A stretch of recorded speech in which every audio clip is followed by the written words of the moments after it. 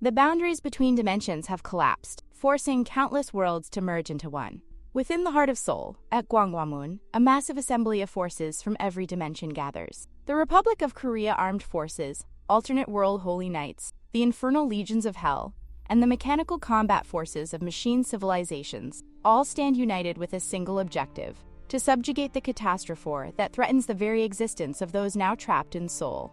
Their enemy is none other than the dimensional dragon, Naeduk. Amidst the chaos and battle preparations, a young girl contemplates an entirely different dilemma: what dish she can cook to feed such an immense and diverse crowd. The mere thought of gathering enough ingredients for such a task feels overwhelming, but as she slams a book shut, her mind is made up.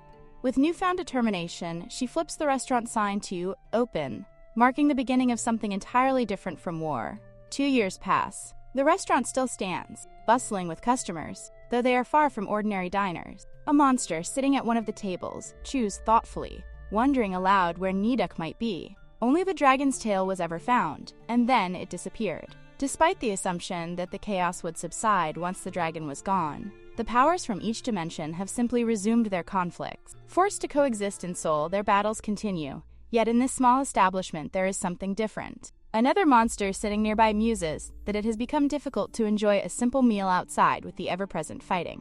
However, the existence of this restaurant, this small pocket of peace, is a relief. A green-skinned creature across from him voices his agreement, delighting in the rare tranquility of eating without fear. As he glances around, he sees the restaurant filled with beings of all races, from every dimension: warriors, demons, aliens, and more, united by a single universal need: the desire to eat in peace. The conversation shifts as one monster asks the other if he has heard about the Demon Lord. Before an answer can be given, the chef, SUA, approaches with steaming bowls of fairy mushroom noodles, interrupting them with an apologetic smile. While the alien-like monster eagerly digs into his meal, he suddenly brings up the rumors of a newly born Demon Lord, a name that has begun to spread: Belial. SUA listens as the monster recounts what she has heard. Belial, according to whispers across the city, was born some time ago in the Gangseo area.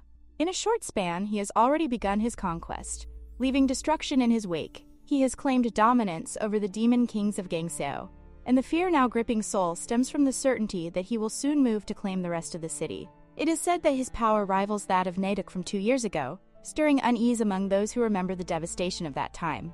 Far from the warmth of the restaurant, the Demon Lord himself sits atop a mountain of corpses, his hunger gnawing at him. Some of his victims remain barely alive, twitching at his feet. He observes them with disdain, calling them unfortunate for having caught his attention at such a time. Their existence, their refusal to bow before him, has irritated him. Now they must pay for that mistake. As he takes a deep breath, a scent reaches him, one so enticing that he suddenly stops. Back in the restaurant, a man quietly cuts into a steak, his movements steady and deliberate. The alien-like monster at the next table gestures toward him, pointing him out to her companion. This man is Percival, the Wandering Warrior, a swordsman who once defeated a demon king in his own dimension and saved his world. Even in Seoul, he remains a force to be reckoned with, continuing his battles against villains who threaten the city. Sua's eyes light up with excitement at the mention of his name. If he is truly that famous, she thinks, she should get his autograph. The alien-like monster shares his enthusiasm, wanting one for himself. Meanwhile, the green-skinned monster remains skeptical. No matter how powerful Percival may be, he doubts that he could be stronger than Belial. A playful bet begins between the two monsters, with one wagering in favor of the Wandering Warrior and the other siding with the Demon Lord. SUA, noticing their antics, scolds them lightly for their habit of betting on things like this, and tells them to focus on their meal instead. As she walks away, the monsters lower their voices, but continue whispering about their bets, careful not to let her overhear. In the kitchen, SUA stirs a simmering pot. Satisfied with how the broth has reduced into a rich, flavorful base, she reaches for the salt, only to realize it is missing. A slight frown crosses her face. Without hesitation, she steps into the dining area, calling out to the gathered monsters. She informs them that she needs to step out for a while. One of them looks up, concerned, and asks if everything is all right. SUA assures the monsters that everything is fine. She just needs to step out to buy some salt. Before leaving, she sternly instructs them not to cause any trouble in her absence. The monsters immediately protest, grumbling that they are not children who need supervision. With an exasperated sigh, she shuts the door behind her. Not even a minute passes before all the monsters simultaneously turn toward Percival. The question is on everyone's mind. Will he be going after the Demon King this time? The alien-like monster confidently places his bet, firmly believing that Percival will emerge victorious. He scoffs at the idea that he would come all this way just to turn tail and run. Percival, who has been eating in silence, suddenly slams his spoon onto the table, his movements sharp and deliberate. The room goes still as he rises, hand hovering dangerously close to the hilt of his magic sword. Panic spreads among the monsters. They had only been joking. There was no need for him to draw his weapon. Percival, however, remains unfazed. He states that they have saved him the trouble of searching for his next battle. Without another word, he points his sword toward the entrance, where an ominous presence looms. The Demon King stands there, his horrifying aura suffocating the room. He merely smiles. Meanwhile, at Mom Choice Mart, SUA finds the salt she needs. She tosses it into her basket, muttering that this will be the last time she shops here. She'll have to find a new mart soon. As she turns to leave, her gaze lands on a saucepan, its polished surface catching the light. She never expected this store to carry such an item. She contemplates whether she should buy it. Just as she reaches out, a deafening explosion rocks the ground. The sound comes from the direction of her restaurant. Back at the Peace Restaurant, a fierce battle unfolds. Percival and the Demon King are evenly matched, clashing with deadly precision. Percival launches forward, his blade cutting through the air, aiming directly for his opponent. However, the Demon King merely smirks, taunting that Percival is still not strong enough to take him down. With a brutal strike, he sends the warrior crashing into the floor. The Demon King sneers, irritated by the constant attacks. He demands to know why they keep provoking him when he is already starving. His patience wears thin. The Demon King among the monsters frantically shouts for the restaurant's owner. The monsters exchange nervous glances before hesitantly admitting that SUA isn't here. The Demon King's expression darkens. If that's the case, he declares, then they are all going to die. A sphere of blazing energy materializes in his palm as he roars in outrage. How dare they simply sit here and eat while he starves? Percival watches intently, finally realizing that this opponent is no joke. The Demon King prepares to unleash his devastating attack. But before he can, a voice cuts through the chaos. From behind, SUA calmly asks what the Demon King would like to order. The entire room falls silent. The Demon King turns his head, locking eyes with the girl who just entered. SUA takes a sharp breath, taking in the sheer destruction before her. Her restaurant is in ruins. Exasperation fills her expression as she demands to know what the hell is going on. Hadn't she explicitly told them not to cause trouble while she was gone? The monsters scramble to explain themselves, shifting blame toward the Demon King. He, however, is completely unfazed by their words. Instead, he glares at SUA and demands to know who she thinks she is. Without hesitation, she answers. She is the owner of this restaurant. The Demon King processes this before issuing an order. If that's the case, she should hurry up and prepare his meal. Glancing around at the wreckage, SUA sighs. With the restaurant in this state, there is no way she can cook properly. She asks if he would like to order something off the menu instead. The Demon King's eyes scan the menu board, but his expression twists in confusion. Every dish listed looks strange to him. Then, his gaze lands on one item in particular, Nayduk tail soup. SUA casually informs him that they don't have the ingredients for that dish at the moment. At this, the Demon King's temper snaps. His fury explodes outward as he wipes out the remaining furniture with a wave of his power. Silence falls as he glares at everyone present, declaring that he is the Demon Lord. When he demands food, they are to bring it to him, no matter what. However, what truly enrages him is the fact that SUA remains completely unfazed. Unlike the others, she shows no fear. This only worsens his frustration. Who the hell does she think she is? With a calm, steady voice, SUA repeats herself. She is the owner of this restaurant. But then, she flips the question. Who the hell does he think he is, making such a mess in her establishment? She scoffs, unimpressed. All he has done since he arrived is yell at people. She questions whether his parents ever taught him how to behave in public. The Demon King's expression contorts in sheer rage. He lunges forward, power crackling around him. But before he can strike, SUA swings her newly purchased saucepan, landing a solid hit right on his head.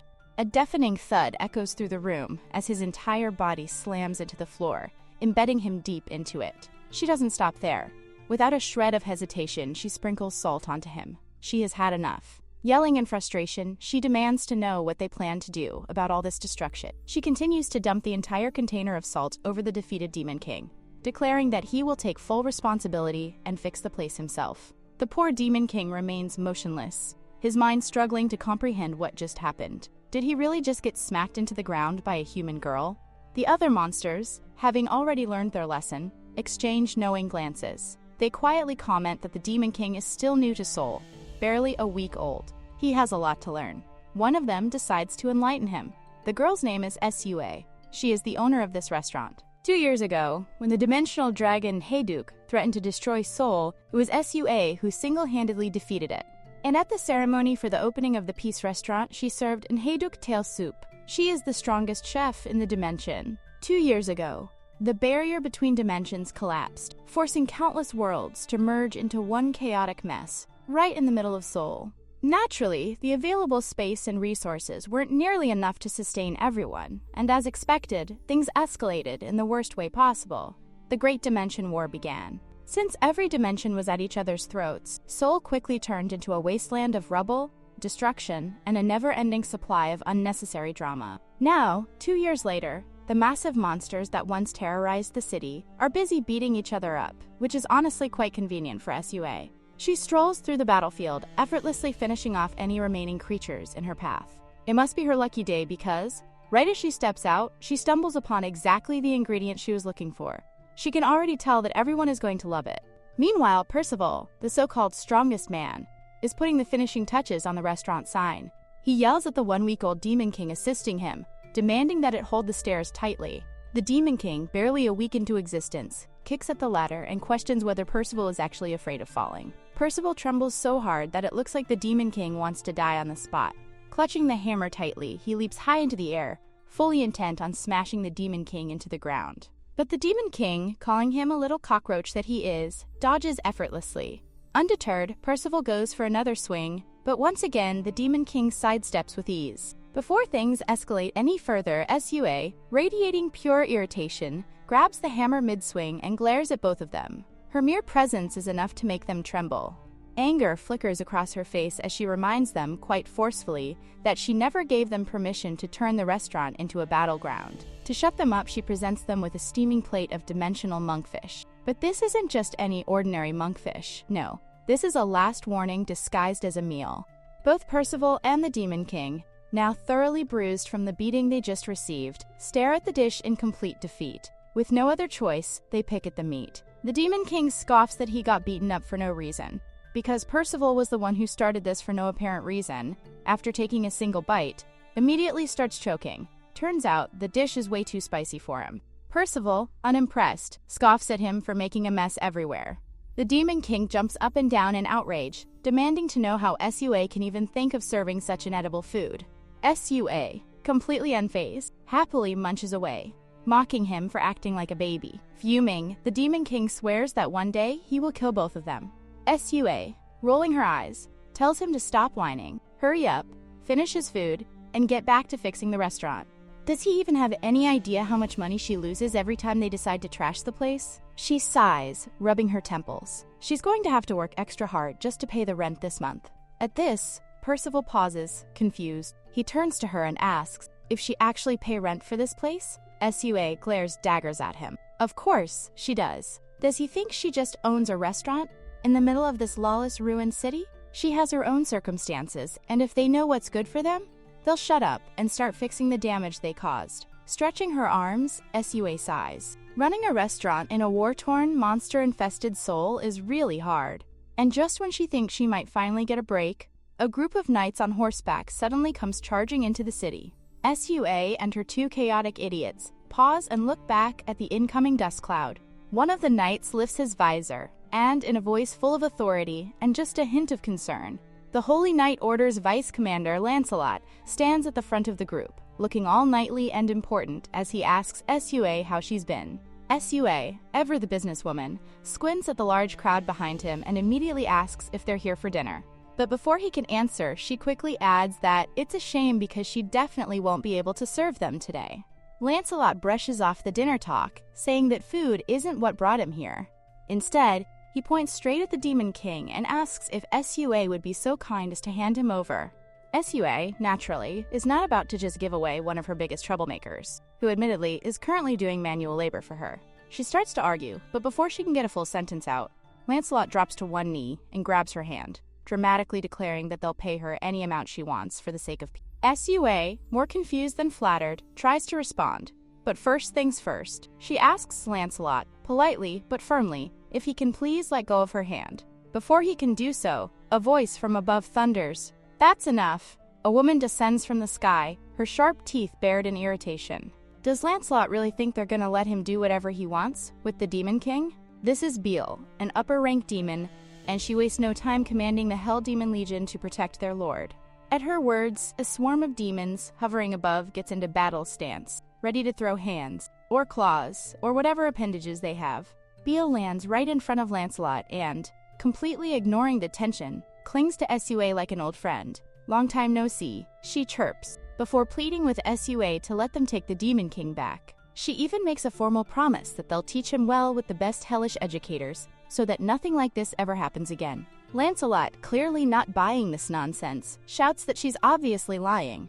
Does she seriously expect them to believe that the Demon King can be taught manners? Beale, now personally offended, demands to know who said demons couldn't learn manners. Lancelot scoffs. Didn't the Demon King already slaughter a whole bunch of people? Beale waves this off as a minor detail. That was only because those people were scum who refused to submit to him. Completely reasonable. At this point, Sua has had enough. She loudly declares that the Demon King is busy fixing her restaurant, so no one is allowed to take him right now. But if they really want to speed things along, they can all help fix the place up so it gets done faster. Once the restaurant is fully operational, then, and only then, she couldn't care less who takes him. With no other choice, everyone, holy knights and demons alike, begrudgingly joins in. And thus, for the first time in history, natural enemies work side by side to renovate a restaurant. At one point, a knight leans in and quietly asks Lancelot what the plan is. Lancelot, still focused on his mission, tells him to inform the others. Once the restaurant is fixed, they will take the Demon King. They just have to be patient. Meanwhile, Beale whispers the exact same thing to her demons, because obviously they know the knights will try something shady. They too will be ready. Despite all this tension, Sua cheers them on, completely oblivious to their scheming. Almost done. Keep it up. Finally, after a ridiculous amount of work, the restaurant is back to normal. All that's left is putting up the signboard. While everyone else stands there, drenched in sweat, Sua steps away to organize some furniture, thanking them for their efforts. Lancelot and Beale, now on high alert, know that this, the final nail in the sign, is the moment they've been waiting for. As the Demon King raises the hammer, preparing to drive in the last nail, Lancelot activates Holy Blade Form 1, while Beale casts a demonic defense spell. Both of them are ready to grab the Demon King the second he finishes. Meanwhile, in her own little world, Sua stretches and thinks that the only thing left is a group dinner. Maybe she's been thinking too much like a merchant, but hey, she should at least sit down and bring it up. Just as Lancelot and Beale lunge toward the Demon King, a typhoon. Out of nowhere, a monstrous gust of wind sweeps everyone into the air.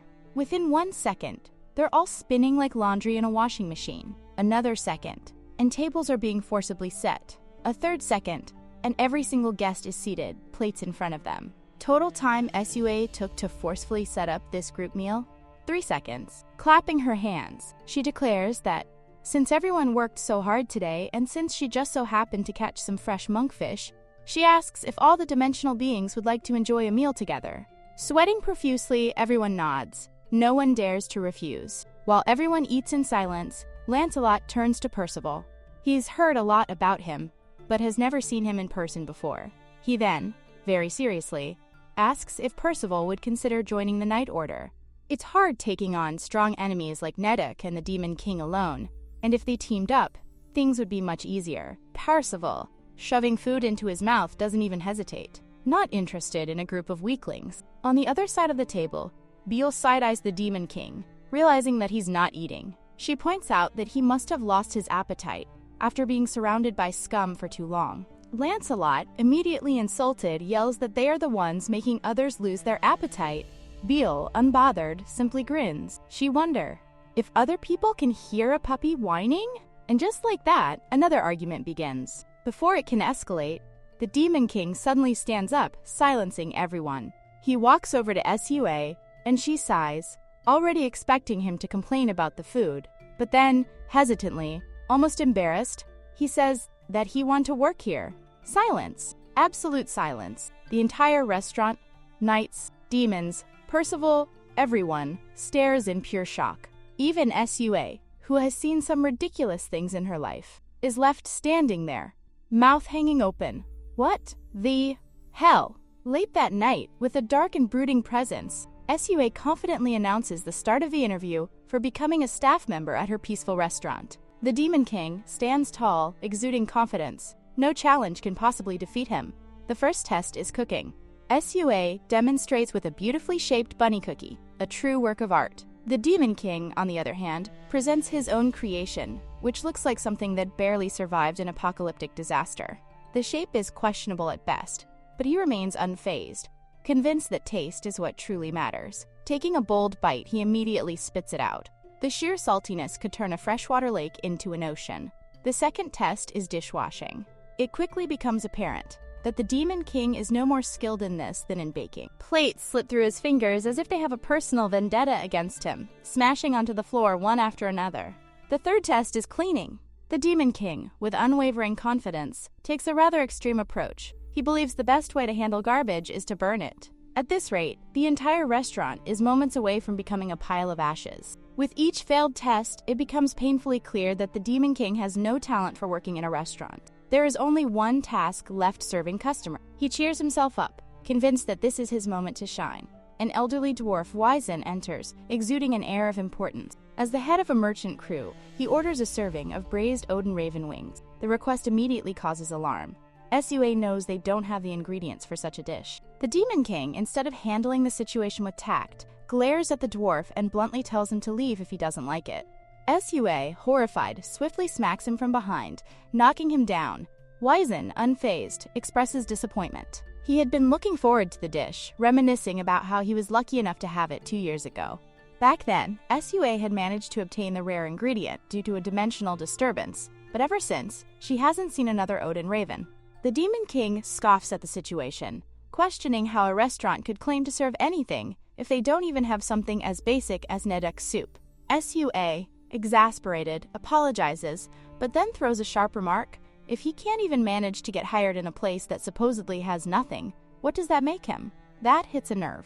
The Demon King temper flares. Furious, he quits on the spot, slamming open the door and declaring that he doesn't want to waste another second in such a pitiful establishment. As he storms off, he curses the restaurant, wishing for its downfall. Not that he actually cares about working there. His true goal was something far greater. Every demon is driven by an insatiable desire, something deep within them that defines their very existence. His desire is absolute rule. Every being in existence must bow before him. That is the reason he was born so powerful, to reign supreme over all. But with Sua in the way, his conquest remains impossible. This is why he even lowered himself to such humiliation, attempting to infiltrate her space under the guise of a job applicant. His plan was simple: pretend to work while uncovering the source of her strength. As he broods over his defeat, Sua watches from inside, puzzled by his outburst. Wizen, sensing the tension, decides to leave as well. Sua expresses concern about him departing so early and wonders if they should consider adding more variety to the menu. The dwarf, ever the practical merchant, remarks that he traveled all this way specifically for raven wings. Forcing himself to eat something else would be an insult to his wallet. Before he can take another step, the Demon King reappears in front of him, glaring so intensely that Wizen stumbles backward in shock. Without explanation, the Demon King commands him to wait. He is going to get those raven wings, no matter what. Without hesitation, the Demon King launches himself into the sky, soaring toward the clouds. High above the world, Odin ravens perch in their hidden nests, their golden eyes ever watchful. These birds, known as the eyes of the gods, are considered sacred, untouchable beings. Wizen once told him that in some lands, people believe that without the will of the gods, one could never even lay eyes on such a creature. Becky finds that idea laughable. Gods, fate, destiny, none of it matters to him. He is the Demon King. He will make everything in existence bow before him. And as for Sua, she will pay for the humiliation she made him endure today. The distant sound of wings flapping reaches his ears. He inhales deeply, catching the scent of the mystical birds. Above him, concealed by a magical barrier, lies their hidden nest. He smirks. Such feeble tricks won't fool him. With a surge of power, he shatters the barrier, exposing the ravens. It is time to bring them down to earth. Back at the restaurant, Wizen shakes his head in mild amusement. The Demon King just went after one of the gods. Ravens. This is bound to be interesting. He comments on how Sua seems to experience some truly bizarre situations in her life. Sua, watching the sky, begins to wonder, will the gods let Becky get away with this? Wisen, ever the composed one, inquires whether the Demon King is actually working at the restaurant. Sua sighs, explaining that she had rejected him, but somehow, all these fools had begged her to at least give him an interview. Now she finds it strange. Why the sudden change of heart when they were all so eager to take him away before? Lancelot, maintaining a neutral expression, explains that he simply thought the Demon King might be reformed a little under Sua's supervision. Internally, however, he has a different thought. Perhaps Sua is the only one who can actually keep the Demon King in check if he stays here. Beale, laughing, casually remarks that Becky should do whatever he pleases. But deep down, Beale also sees no harm in getting the Demon Lord on Sua's good side. Sua, ever practical, firmly states that she cannot hire someone who is completely useless at his job. Even though the Demon King had declared that he was going to fetch an Odin Raven, she remains confident that he will fail.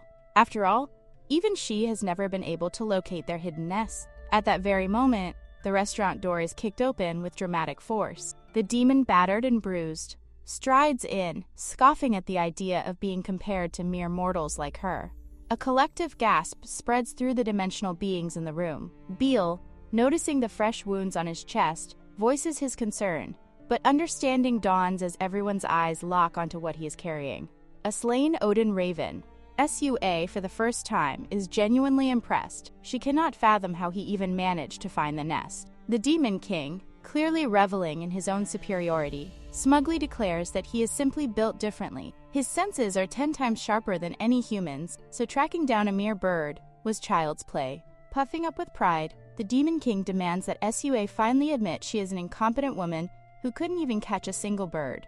Sua, rather than getting defensive, merely laughs and agrees. She genuinely finds it fascinating that he was able to succeed where she had failed. This was not the reaction the Demon King had been expecting. His triumphant moment is thrown off balance. Before he can dwell on it, Sua raises an eyebrow and asks why exactly he brought back a baby raven. At this, the Demon King stiffens slightly but explains that it was the only one in the nest. Sua, shaking her head, informs him that this is a huge problem. According to Wisen, young Odin ravens lack their signature golden feathers. Only one is born per generation, and the entire flock raises it together. The adults usually leave the baby in the nest while they go out hunting as a group. Now, thanks to the Demon King's brilliant idea, when the ravens return to find their precious child missing, there is only one logical outcome. As if on cue, a deafening screech fills the sky. The entire flock, a storm of black and gold, descends upon the restaurant in a coordinated assault. The Demon King, watching the chaos unfold, immediately panics. His overconfidence kicks in, assuring himself that he can handle this. But as the ravens circle closer, hunger for vengeance in their eyes, a hint of doubt creeps into his mind. Before he can charge in recklessly, Sua steps forward. With a calm yet deadly aura, she declares that, thanks to the Demon King's little adventure, they now have a rare opportunity. For at least the next few days, they will have an ample supply of Odin raven meat. One particularly massive raven swoops down, talons aimed directly at the Demon King, ready to tear him apart. But before it can land its strike, Sua stands her ground, gripping her knives with practiced ease. In a matter of seconds, she displays a terrifying mastery of butchery, slicing through the raven with surgical precision. The Demon King, watching from the side, feels something he rarely experiences: disbelief. He had already known Sua was strong, but this was something else entirely. What kind of woman is she? And just how powerful can one person be? With the battle over, the Demon King, still feeling awkward, presents the Odin Raven wings to Wisen. His usual arrogance wavers just slightly as he mumbles for the merchant to enjoy his meal. And then, the most crucial moment arrives. He looks back at Sua, waiting for her verdict. Did he get the job? Sua, observing him for a moment, gives him a simple thumbs up. Approval granted. The entire restaurant erupts into cheers. Sua, watching the sheer enthusiasm from the gathered crowd, chuckles to herself. It seems like everyone is getting way too excited over this. Meanwhile, far from the lively restaurant, a shadowy figure watches from a distance. With a smirk, he murmurs to himself, contemplating the absurdity of the Peace Restaurant forming an alliance with none other than the Demon Lord. This, he decides, cannot be allowed to continue. Turning slightly, he directs his question toward a hidden presence in the darkness. It is none other than Nefduk. Beale celebrates the Demon King starting his first day of work at the Peace Restaurant. and skepticism barely covered how the Demon King felt about the whole situation. Watching her prepare for the day, the Demon King couldn't help but question why Beale was making such a fuss about him working there. Beale, always one for dramatic speeches, made it clear this was no ordinary restaurant. This was the restaurant of Sua, the so-called hero of Seoul. If the Demon King could establish a good connection with her, they would basically secure the strongest possible ally in all of Seoul. The Demon King listened but remained unimpressed. Still, as he left for work, the other demons enthusiastically shouted after him, wishing him a good first day. Their excitement was misplaced, but Beale's words lingered in his mind. A good connection with Sua, huh? He clenched his fists. The very thought was infuriating because Sua was the only one blocking him to have world domination. The great Demon King, working under a woman who was standing between him and world domination, and wearing a cute apron while doing so. But this was only temporary. One day, she and her restaurant would belong to him. As soon as the restaurant opened, the usual crowd poured in, filling the place with their usual chaos. A monster flagged him down, ready to place an order. Without hesitation, the Demon King took it, moving with surprising efficiency. Sua, observing from behind the counter, was mildly surprised. He was working harder than she had expected. The Demon King, on the other hand, was quite pleased with himself. Sua was already starting to fall for his innocent act. Did she really think he was working hard just for her? Hardly. He had only one goal: to uncover the secret behind her power. Days passed, and the Demon King's patience wore thin. He sat at one of the tables, visibly frustrated. Something was clearly wrong. The restaurant had so many different races, warriors, and factions present at all times, and yet not a single war had broken out. He mulled over the bizarre situation, growing more and more irritated. How was he supposed to witness Sua's strength if no one ever fought in this damn restaurant? He gritted his teeth. Of all the infuriating things, the sight of demons and knights' natural enemies eating together peacefully was the worst of all. This was unacceptable. The Demon King grits his teeth. How dare they? How could they pretend to be friends after everything?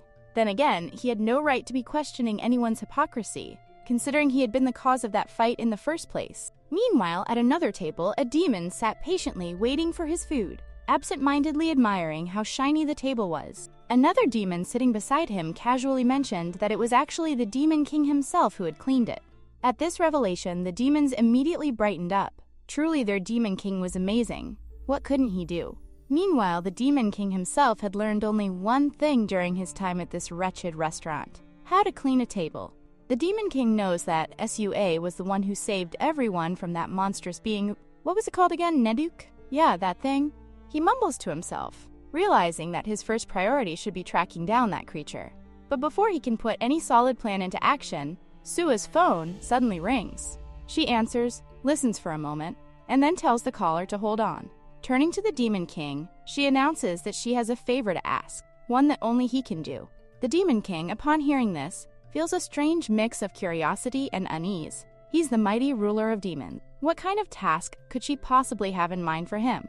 Cut to the next moment. The Demon King is hovering in the sky, and he is not happy. The grand mission Sua entrusted him with? Not slaying a giant monster. Not investigating some ancient, world-threatening evil. No, it's delivering chicken. Anger boils inside him as he clutches the delivery bag, heading toward the destination Sua provided, the Mangwon area near the Han River. Normally, reaching this place wouldn't be a big deal, but the volcanic region has made the roads completely inaccessible. Flying is the only option, which is precisely why Sua roped him into this. She also made a very specific request. Do not eat anything from the order, he promised. But, well, the Demon King isn't exactly known for keeping promises, at least when it comes to food. He reaches the designated spot and looks down. Below, a group of monsters wave at him eagerly, as if signaling him to land. The Demon King descends, landing gracefully, and then, trying to maintain some level of dignity, asks if they are the ones who ordered the chicken. The alien-looking monster steps forward, clearly delighted, not only at the sight of the food, but also at the Demon King's swift arrival. It is especially thrilled about getting to taste the legendary Odin Raven chicken, a dish it had only heard rumors about. Apparently, thanks to Sua, these monsters have been able to try all sorts of exotic food, just like that Neduk soup from before. Wait, the mention of Neduk makes the Demon King pause. His expression darkens. He calls out to the monster and demands more information. The scene shifts. The Demon King is now flying back, deep in thought. He recalls the chaos from when dimensions first began colliding. Seoul had turned into a war zone, with beings from different worlds suddenly forced to coexist. Fighting over land, resources, and survival was inevitable. And then, in the midst of all that, it appeared. The dimensional dragon, Nheduk, a catastrophic force of pure destruction. The strongest, most terrifying being to ever appear in this chaotic world. Its only purpose? To obliterate everything in its path. Even rival forces who had been fighting one another set aside their differences and united against it. But their efforts led only to despair. And yet, that same Nheduk was single-handedly defeated. Not by an army, not by some god-tier warrior, but by one person, Sua, the very same woman currently running a restaurant. The Demon King struggles to wrap his head around this revelation. If Sua was powerful enough to defeat something as devastating as Nheduk, why was she here, casually making food for random creatures? He isn't the only one who has questioned this. Apparently, these monsters have asked her before, but every single time, she dodged the question. And now, the Demon King has a new theory. If Nheduk was truly this powerful, then it must remember Sua. It might even hold a grudge, and if that's the case, perhaps, just perhaps, he could use that to his advantage. If he plays his cards right, maybe, just maybe, he could team up with Nheduk. But first, he needs to find it.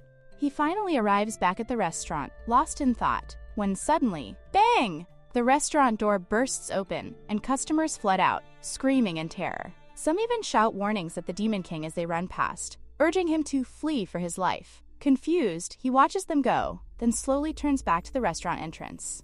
And then, as if sensing the danger himself, an image flashes in his mind. Nheduk. His body tenses. Could it be? He nervously steps inside and locks eyes with the person sitting comfortably at a table, casually eating. His voice comes out slow, cautious. He asks Sua who this person is. Sua, completely unfazed, glances up and, almost lazily, says that this must be the Demon King's first time meeting her. She then gestures toward the woman at the table and introduces her. Nheduk. The Demon King's entire worldview shatters. This little shrimp of a person sitting in front of him, eating like she just rolled out of bed. This is the legendary dimensional dragon, the monstrous catastrophe that nearly destroyed Seoul. Meanwhile, Nheduk is far too focused on finishing her meal to care about the Demon King's existential crisis. She eats the last bowl, wipes her mouth, and then looks at Sua expectantly. Sua, raising an eyebrow, asks if she even has the money to pay for all this. Nheduk, without hesitation, assures her that she does. Then, without missing a beat, she says she'd like to order one more thing, the best item on the menu. And, of course that would be Nheduk, tail soup. Bro seems to likes her own flesh. Interesting. 2 years ago, in the chaotic mess that was Seoul, beings from all dimensions were at each other's throats, fighting over who had the right to exist in a city where reality itself was barely holding together. In the middle of all this chaos, a small girl stood, looking incredibly out of place. Warriors, demons, and interdimensional creatures all paused for a moment, wondering just what kind of reckless child had wandered into a battlefield. Lancelot, ever the noble knight, was the first to act. He rushed over, his armor glinting despite the dust and destruction around him. He knelt down, and, in the most serious tone possible, told the girl Nheduk to leave at once because this place was far too dangerous for someone like her. But Nheduk, the supposedly helpless little girl, did not seem concerned. In fact, she was focused on something entirely different. She was hungry, very hungry. And then, without warning, she declared that she would eat everything. The words had barely left her mouth before her body began to shift, stretch, and expand into something massive, something monstrous. The small girl was gone. In her place was a massive dragon, its scales gleaming with raw power. The warriors who had paused to watch immediately regretted their curiosity. However, just as Nheduk was about to feast, she felt something strange, something off. Seoul wasn't just filled with prey. It had something else lurking in its shadows, something stronger than her, a predator. For the first time in her life, Nheduk felt it, fear. From the sidelines, the Demon King, ever the dramatic presence, scoffed at her hesitation. If she was so scared, why was she still eating so comfortably, stuffing her face like she was at an all-you-can-eat buffet? Nheduk, however, was unbothered by his remarks. She continued eating, completely relaxed, and explained, through a mouthful of food, of course, that she had been watching closely, stalking even. And from her observations, she had learned one thing. Sua, the predator in question, was terrifying outside. But inside a restaurant? A totally different beast. In a restaurant, SUA had no need for customers. And as long as Naeduk was here as a customer, she was safe. Not one to take chances, she had even brought a large amount of money to secure her meal. SUA was unimpressed. She crossed her arms and demanded to know exactly how much Naeduk was talking about. Unfortunately, in her excitement, Naeduk burst out the answer in the form of vomit.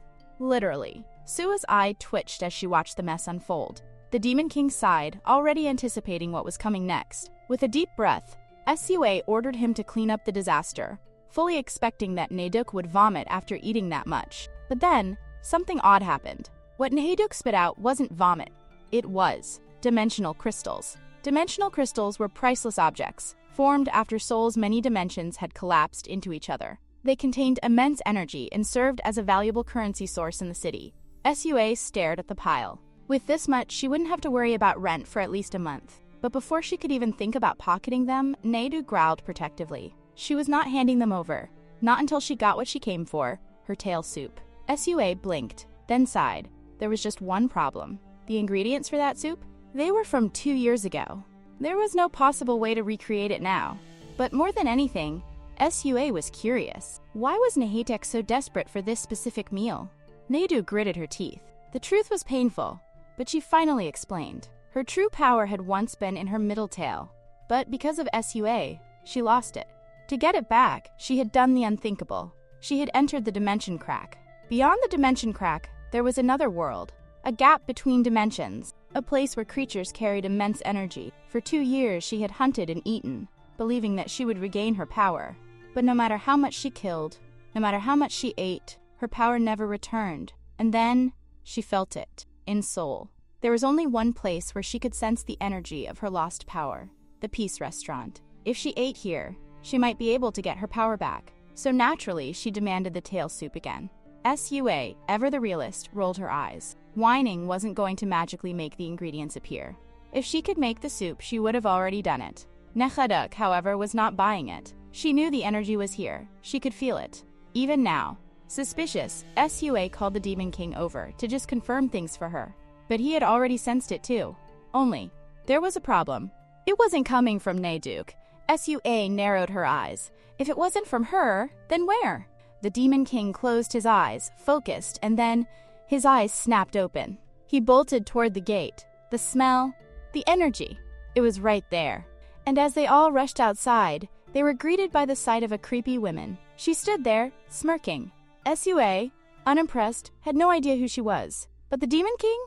He did not like this one bit. He immediately demanded to know who the woman was. The woman simply smirked wider. And then, boom, a great blue explosion rocked the street. From within it, blue dragons emerged, the air thick with their power. And it was unmistakable. They were Naeduk's duplicates. The creepy woman chuckled darkly and gave them a simple warning. Do not get stronger than this, because Soul belongs to her. One of the blue dragons turned its attention to SUA and let out a roar. But SUA? She didn't even flinch. In fact, she looked thrilled. Her only thought? There was so much meat. Bro JS, her priorities, straight set. Stepping forward, she casually told the real Naeduk to keep an eye on her crystals and to tidy up, because she was going to make sure Naeduk ate to her heart's content today. For some reason, this statement sent a shudder down Naeduk's spine. But there was no time to think about that.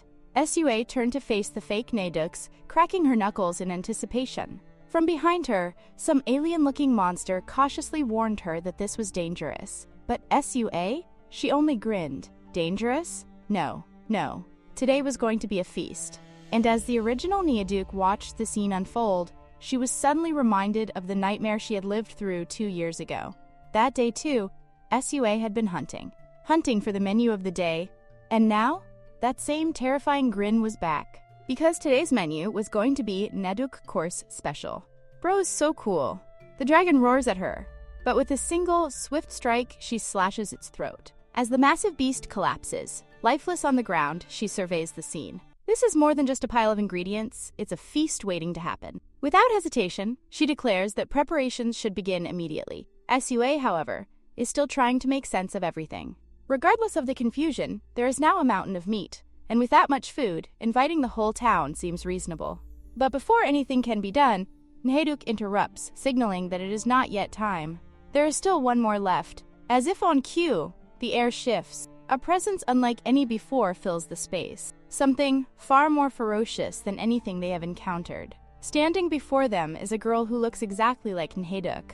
Not just a resemblance, she is identical. The original Nhaeduk stares at her doppelganger, who, rather than showing any hostility, licks her lips as if faced with the most exquisite meal. There is an unmistakable hunger in her gaze. Drool begins to form at the corners of her mouth, and in that moment the truth becomes clear. This imposter is not just here to fight, she is here to eat. Nhaeduk does not hesitate. If consuming this fake one will restore her power, then she will strike first. Lunging forward, she prepares to devour her copy. The plan, however, does not go as expected. The fake Nhaeduk moves with unnatural speed, dodging the attack with ease. Before the original can react, she is slammed into the ground with devastating force. The creepy lady standing at a distance clicks his tongue in annoyance, as if inconvenienced by the spectacle. She barely acknowledges the battle, muttering something under her breath. The fake Nhaeduk turns to him immediately, apologizing, as though throwing Nhaeduk into the dirt was some minor misstep. She dismisses her concerns with a wave and gives a simple order. The original Nhaeduk must be finished. The fake one moves to complete the task, but before she can, the Demon King intervenes. There will be no slaughter happening under his watch. Charging forward, he raises his weapon, prepared to strike down the imposter. But something is wrong. Just as he prepares to deliver a decisive blow, he stops. His eyes widen in confusion. When had she? It is already too late. The fake Nhaeduk's tail is wrapped tightly around his leg. At what moment had she managed to seize him? Before he can react, she yanks him off balance, sending him hurtling backward, and delivers a brutal punch to his torso. Sua, watching the entire scene unfold, calls out in alarm. Her voice carries urgency, concern laced in every syllable, but before she can take another step, the creepy lady observing from afar smirks. There is no need for her to intervene, he muses. This time, they will make the first move. Before Sua can fully process what is happening, a powerful punch sends her flying in the opposite direction. The creepy lady watches her disappear into the distance, then calmly orders the fake Nhaeduk to pursue her. She reasons that someone like Sua will not perish that easily. She must be finished properly. Without hesitation, the fake Nhaeduk disappears after her. Left alone, this lady allows herself a quiet chuckle. Sua, she thinks, never could have foreseen this. The Peace Restaurant's first dish, Nhaeduk tail soup. Through careful genetic manipulation, using stolen remnants of Nhaeduk meat from that very dish, she has created the being now chasing Sua. Out of all her creations, this one is his true masterpiece. She had invested not just time, but ambition, passion, and something bordering on obsession. And now, the irony is undeniable. Sua's most carefully crafted dish has returned to devour her. Meanwhile, at the Gangnam Holy Night Fortress, an urgent announcement spreads through the city, instructing all civilians to take refuge and follow the knight's commands. The air is thick with tension. In the crowd, Cuddle leans toward Kim, whispering something only he can hear. He speaks in hushed tones, barely audible over the panic. Kim listens, but his confusion is clear. Cuddle does not make him wait long for an explanation. Word has spread that a herd of Nhaeduk has been seen in Mappo. Kim stiffens. A herd? What use is a fortress when the entire world is about to be overrun? There is no escaping this. The knights, he knows, will be of no help. If survival is the goal, they must take matters into their own hands. Elsewhere, Lancelot stands frozen, a grim realization washing over him. Reports confirm that Nhaeduk has reappeared, not just one, but several near the Peace Restaurant. A horrifying possibility takes root in his mind. Could it be that an entire tribe has come for revenge? If so, even with Sua's strength, they are in grave danger. As he wrestles with these thoughts, an explosion erupts behind him. Panic spreads as civilians scream. Someone has crashed into the ground. Without hesitation, Lancelot issues orders. The knights are to protect the civilians, while the senior knights will follow him to the impact site. As they arrive, several knights cry out in confusion. A person? Some believe so. Lancelot, however, wastes no time on speculation. He demands identification, eyes locked on the figure emerging from the dust. As the debris clears, the fake Nhaeduk stands before them. Lancelot does not hesitate. He knows this presence well. 2 years ago, Nhaeduk had stood before them, just like this. But this time will be different. This time, they have trained. This time, their swords are ready. The fake Nhaeduk meets his gaze. Unimpressed, sharp claws extend from her fingertips. She is prepared for battle. Yet, before the fight begins, A voice cuts through the tension. Disappointment drips from every word. Sua, having arrived unnoticed, observes the unfolding events with a mixture of amusement and exasperation. Sliding her knife along the fake Nayduk's tail, she takes note of its structure and points that it's not good to steal a chef ingredients. Lancelot does not understand. He questions her meaning, but the answer is already clear to her. The moment she touched that tail, she knew the truth. Beneath the hard exterior, there is no flesh, only bones. And if those bones are boiled properly, they will create a broth beyond anything imaginable. There is no hesitation. Sua acts without delay. The fake Nayduk attempts to strike first, but Sua anticipates it. With precision, she counters the attack and makes her move. She will not allow anyone to interfere. Leaping high into the air, she brings her blade down with exacting force, severing the tail. The ingredient is now hers. Sua, having gathered all the necessary ingredients, finally she decides to work on her rice broth. She hums, completely unaware that on the other side of reality, the old creepy lady is watching her every move on a screen. Her frustration is palpable. Her plans are unraveling, and she is not taking it well. In a fit of rage, she slams his foot down on the ground, and suddenly, all the dead dragons lying around spring back to life. With a booming voice, she orders them to finish the Demon King and Nayduk. But just as she's about to continue her grand villainous monologue, an enormous, eye-shaped monster swoops down from the sky. Without hesitation, the creepy old lady climbs inside it and vanishes, leaving behind an army of undead dragons now hovering menacingly around the Demon King and Nayduk. The Demon King, who had been in the middle of a well-earned nap, is rudely awakened, not by an epic battle cry or a heroic entrance, but by the overwhelmingly rancid breath of these dragons. It's absolutely vile. His eyes snap open, and his first instinct is to curse whoever allowed these creatures to exist. Nayduk, on the other hand, wakes up with only one thought in her mind. She's hungry. She stretches, yawning, completely unbothered by the chaos unfolding around her. The Demon King watches in disbelief. How is she this nonchalant? There are dragons hovering over them, and she looks like she just woke up from a refreshing nap. Blinking, she casually asks why there are dragons here. Without hesitation, the Demon King throws the blame on Sua. Nayduk, still groggy, wonders if these dragons are edible. The Demon King, amused by her utter lack of concern, grins and tells her to stuff her stomach as much as she wants with them. Meanwhile, back in Sua's world, Lancelot watches her skills with admiration. He praises her, then asks her to leave the rest to him. He knows that Nayduk is the reason for destruction. He understands that she must be eliminated for the sake of the weak. Determined, he raises his sword, prepared to strike. But before he can land a blow, the same monstrous eye from earlier appears again, swooping down and snatching Nayduk into its gaping mouth before flying off into the sky. Inside the creature, the creepy old lady grits her teeth. She was so close to losing her masterpiece. She hadn't expected things to go this badly. Maybe, just maybe, her calculations were off. Glaring at the screen in front of her, she directs his frustration at Sua. Who is she? Sua, unfazed, meets her gaze with a bold expression. If she is that curious, why doesn't she introduce himself first? The old lady chuckles, clearly entertained. She is not one to back down from a challenge. With full confidence, she tells her to keep running her restaurant until next time. And the next time she appears, she promises to bring something even more remarkable. With that, the eye monster disappears, leaving Lancelot standing behind Sua, utterly bewildered. Just, who is this woman? As she processes everything, something suddenly clicks in Sua's mind. She completely forgot about the service dinner. She didn't prepare anything. In a slight panic, she turns to Lancelot and asks him to bring the tail to the restaurant for her. Back in the battle, the Demon King is exhausted. Fighting is tiring, and frankly, it's making him really hungry. Nayduk, unimpressed by the dragons' existence, declares them disgusting, and allows the Demon King to devour them instead. He thanks her with the sincerity of a man who has just been gifted a free buffet. But before he can dig in, he senses something. Descending from the sky is a man in a red suit. He lands with an exaggerated superhero pose, very much like something straight out of the Avengers. The Demon King squints. Who is this dramatic individual now? The man straightens and introduces himself with full authority. He is part of the ROK Armed Forces, Capital Defense Command, Superhuman Unit Rangers Red. Residence? Unknown. The Demon King, now beyond done with random people dropping out of nowhere, lets out a long sigh. Just who the hell sent this one? Before he can even process Red Ranger's existence, another figure steps forward, appearing through a swirling magic circle.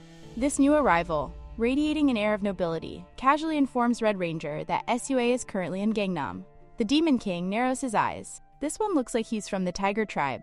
The moment he steps forward, he points out how Sua recently defeated a major threat with a single strike, and he personally plans on praising her for it. He formally introduces himself. He is King Ars from the magic world, Arsalan Kingdom. He resides in Shangdum Castle. Before the Demon King can even react, another presence emerges, a majestic white wolf. Asking calmly asks King Ars when he's going to stop obsessing over Sua.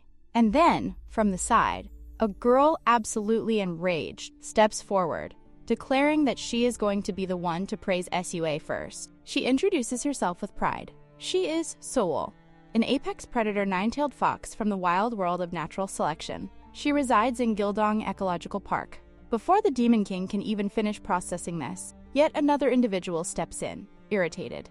His time is precious, and he does not enjoy being kept waiting. This one introduces himself as Rio, the chief engineer from the world of science and engineering, EntryCon. He resides in Yongsan Electronic Market. The Demon King watches this absurd parade of introductions with growing disbelief. One after another, they keep showing up and spouting the same nonsense. He finally snaps. Just who the hell are they? Soul, completely unbothered by his frustration, calmly explains. They are Dimension Lords. Seeing his confused expression, she sighs. Okay, she'll break it down in a way he can understand. Essentially, they are all rulers of their respective dimensions, and they'd like to have a meal. Without missing a beat, she turns to the Demon King and politely asks if he can usher them to the VIP seats. The Demon King, now pushed to his absolute limit, lets out an exasperated expression. Him, ushering this ridiculous group to a fancy meal? What a journey this is turning out to be. Ars states with certainty that being placed outside like this is unusual, while the Dimensional Lords sit outside, observing their surroundings. Soul scoffs at the restaurant staff, noting their lack of proper manners, but Rio only laughs, pointing out that there is little they can do. Peace Restaurant is the safest place available, and they have no choice but to tolerate the poor service. Meanwhile, the Demon King grows irritated, shouting at them to be silent, calling them freeloaders. His frustration mounts as he grits his teeth, refusing to believe that such a shabby establishment could have VIP seating. Impatiently, he pushes open the door, wondering just when Sua is going to return, only to be met with an unexpected sight. Sua is already inside the restaurant. Shocked, he demands an explanation, questioning why she chose to enter through the back door when the front entrance was working perfectly fine. Sua, unbothered by his outburst, explains that since she had been at the back of the restaurant, it was only natural for her to use the back door. She then scoffs at him, questioning why he is outside instead of tending to the VIP guests. The Demon King, still bewildered, admits that he had no idea such a place even existed. As he turns his attention to the meat grilling before him, he scrutinizes the area, questioning what kind of place is being designated as the VIP section. Sua casually informs him that it is chosen for its good view. He casts a skeptical glance around view, his ass. All he can see are the ruins of bones. Annoyed, Sua moves away, stating that she will bring more dishes, but before leaving, she instructs him to turn the skewers to prevent them from burning. Left standing there, still hungry, Nayduk hesitantly asks if she is allowed to eat. The Demon King, irritated, declares that since she is the most annoying, she will be served last. Meanwhile, the dimensional leaders burst into laughter. One of them, amused by the situation, remarks that despite ruling his own dimension with relentless hellfire, here in Seoul, the mighty Demon King is reduced to grilling skewers. The Demon King, his temper flaring, curses at them, warning them to shut their mouths before he tosses them onto the grill as well. However, in his distraction, he suddenly realizes that the meat is burning. Panic surges through him. If the food is ruined, Sua will surely kill him for it. At that moment, Rio calls out to the Demon King, intending to ask him something downstairs. Meanwhile, Sua's soup has now reached a rich, flavorful state. Confident in its quality, she is certain that it will even restore Nayduk's strength. As the final dishes are prepared, she calls upon Lancelot to help her carry the food. Reluctantly, he agrees, though he hesitates, questioning whether he really has to wear the apron. Now he fully understands how the Demon King must have felt in such a situation. Sua, however, finds the sight amusing, commenting that it looks cute on him. At last, the full-course meal is presented. Nayduk, eager and excited, asks if she's allowed to eat everything, and Sua assures her that she can eat as much as she desires. Ars, astonished, remarks that nearly 2 years have passed since they last had this particular dish, Nayduk's tail soup. However, the Red Ranger expresses concern, wondering if it is truly acceptable to serve this meal in front of Naeduk. Just as Naeduk reaches for the food, Soul suddenly stops her with a firm tap of her chopsticks. Outraged, Naeduk demands to know what she is doing. Soul, unfazed, counters with a question of her own, asking why Naeduk is even here when she is fully aware of the reason they have all gathered. Without hesitation, Soul reveals that they have overheard everything from the Demon King, that SUA is aiding Naeduk in regaining her strength. She states firmly that allowing something this dangerous to happen is unacceptable to all of them. The will of the dimensional leaders is the will of all of Soul, and even SUA cannot break that oath. However, they are not asking for Sua's cooperation without offering something in return. Ars, willing to make a deal, offers the treasures of his kingdom, including rare magical materials. Rio proposes an upgrade for her kitchen, transforming it into a high-tech, state-of-the-art workspace. Soul, on her part, promises to provide fresh ingredients from her dimension on a regular basis. With all eyes now on the Red Ranger, they wait to hear what he is willing to contribute. Nervously, he declares that the Republic of Korea will provide top-tier food experts to craft exclusive sauces, which will be developed in a highly confidential area and supplied secretly to Peace Restaurant. Turning back to SUA, they ask her what she thinks of their offer. However, instead of responding to the trade, she questions their intent. Are they truly asking her not to feed Naeduk in exchange for all these luxuries? The leaders quickly clarify that this is not their intention. What they truly want is for SUA to eliminate Naeduk. For the survival of Soul, every resident has had to fight fierce battles daily, putting their lives at risk. Yet Naeduk remains the only one endangering them all. Red Ranger interjects, reminding everyone that even though Naeduk has calmed down now, there is no guarantee that history will not repeat itself once she regains her strength. 2 years ago, chaos unfolded because of her, and for the peace of Soul, they plead with SUA to eliminate her. Silence falls over the gathering. Lancelot, lost in thought, silently agrees. No matter what anyone else says, he believes that Naeduk was the worst thing that ever happened to Soul. Finally, Naeduk herself speaks. She reminds them that she is a customer here, and states that once she has finished her meal, she will leave. She promises that she will not eat them. SUA, unfazed, simply calls her name, her gaze sharp and unwavering. Panic flashes across Naeduk's face as she begs SUA not to kill her, but SUA, unfaltering, merely tells her to enjoy her meal. The leaders, infuriated, demand an answer from SUA. Did she not hear their words? Is she truly going to ignore the will of Soul? In response, SUA presents them with a counter-proposal. She draws their attention to the Han River, a place all of them are familiar with. The River of Death, with its unsettling glow, is known to all of them. She reminds them of the cause behind it, the crack in the dimension of Uido, which allows poison to seep into the waters, making it nearly impossible to find clean water in Seoul. She poses a question.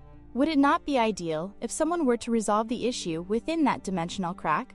Ars, wary of her words, questions whether she intends for Naeduk to take on this task. But how, when even SUA herself cannot enter the dimensional boundary?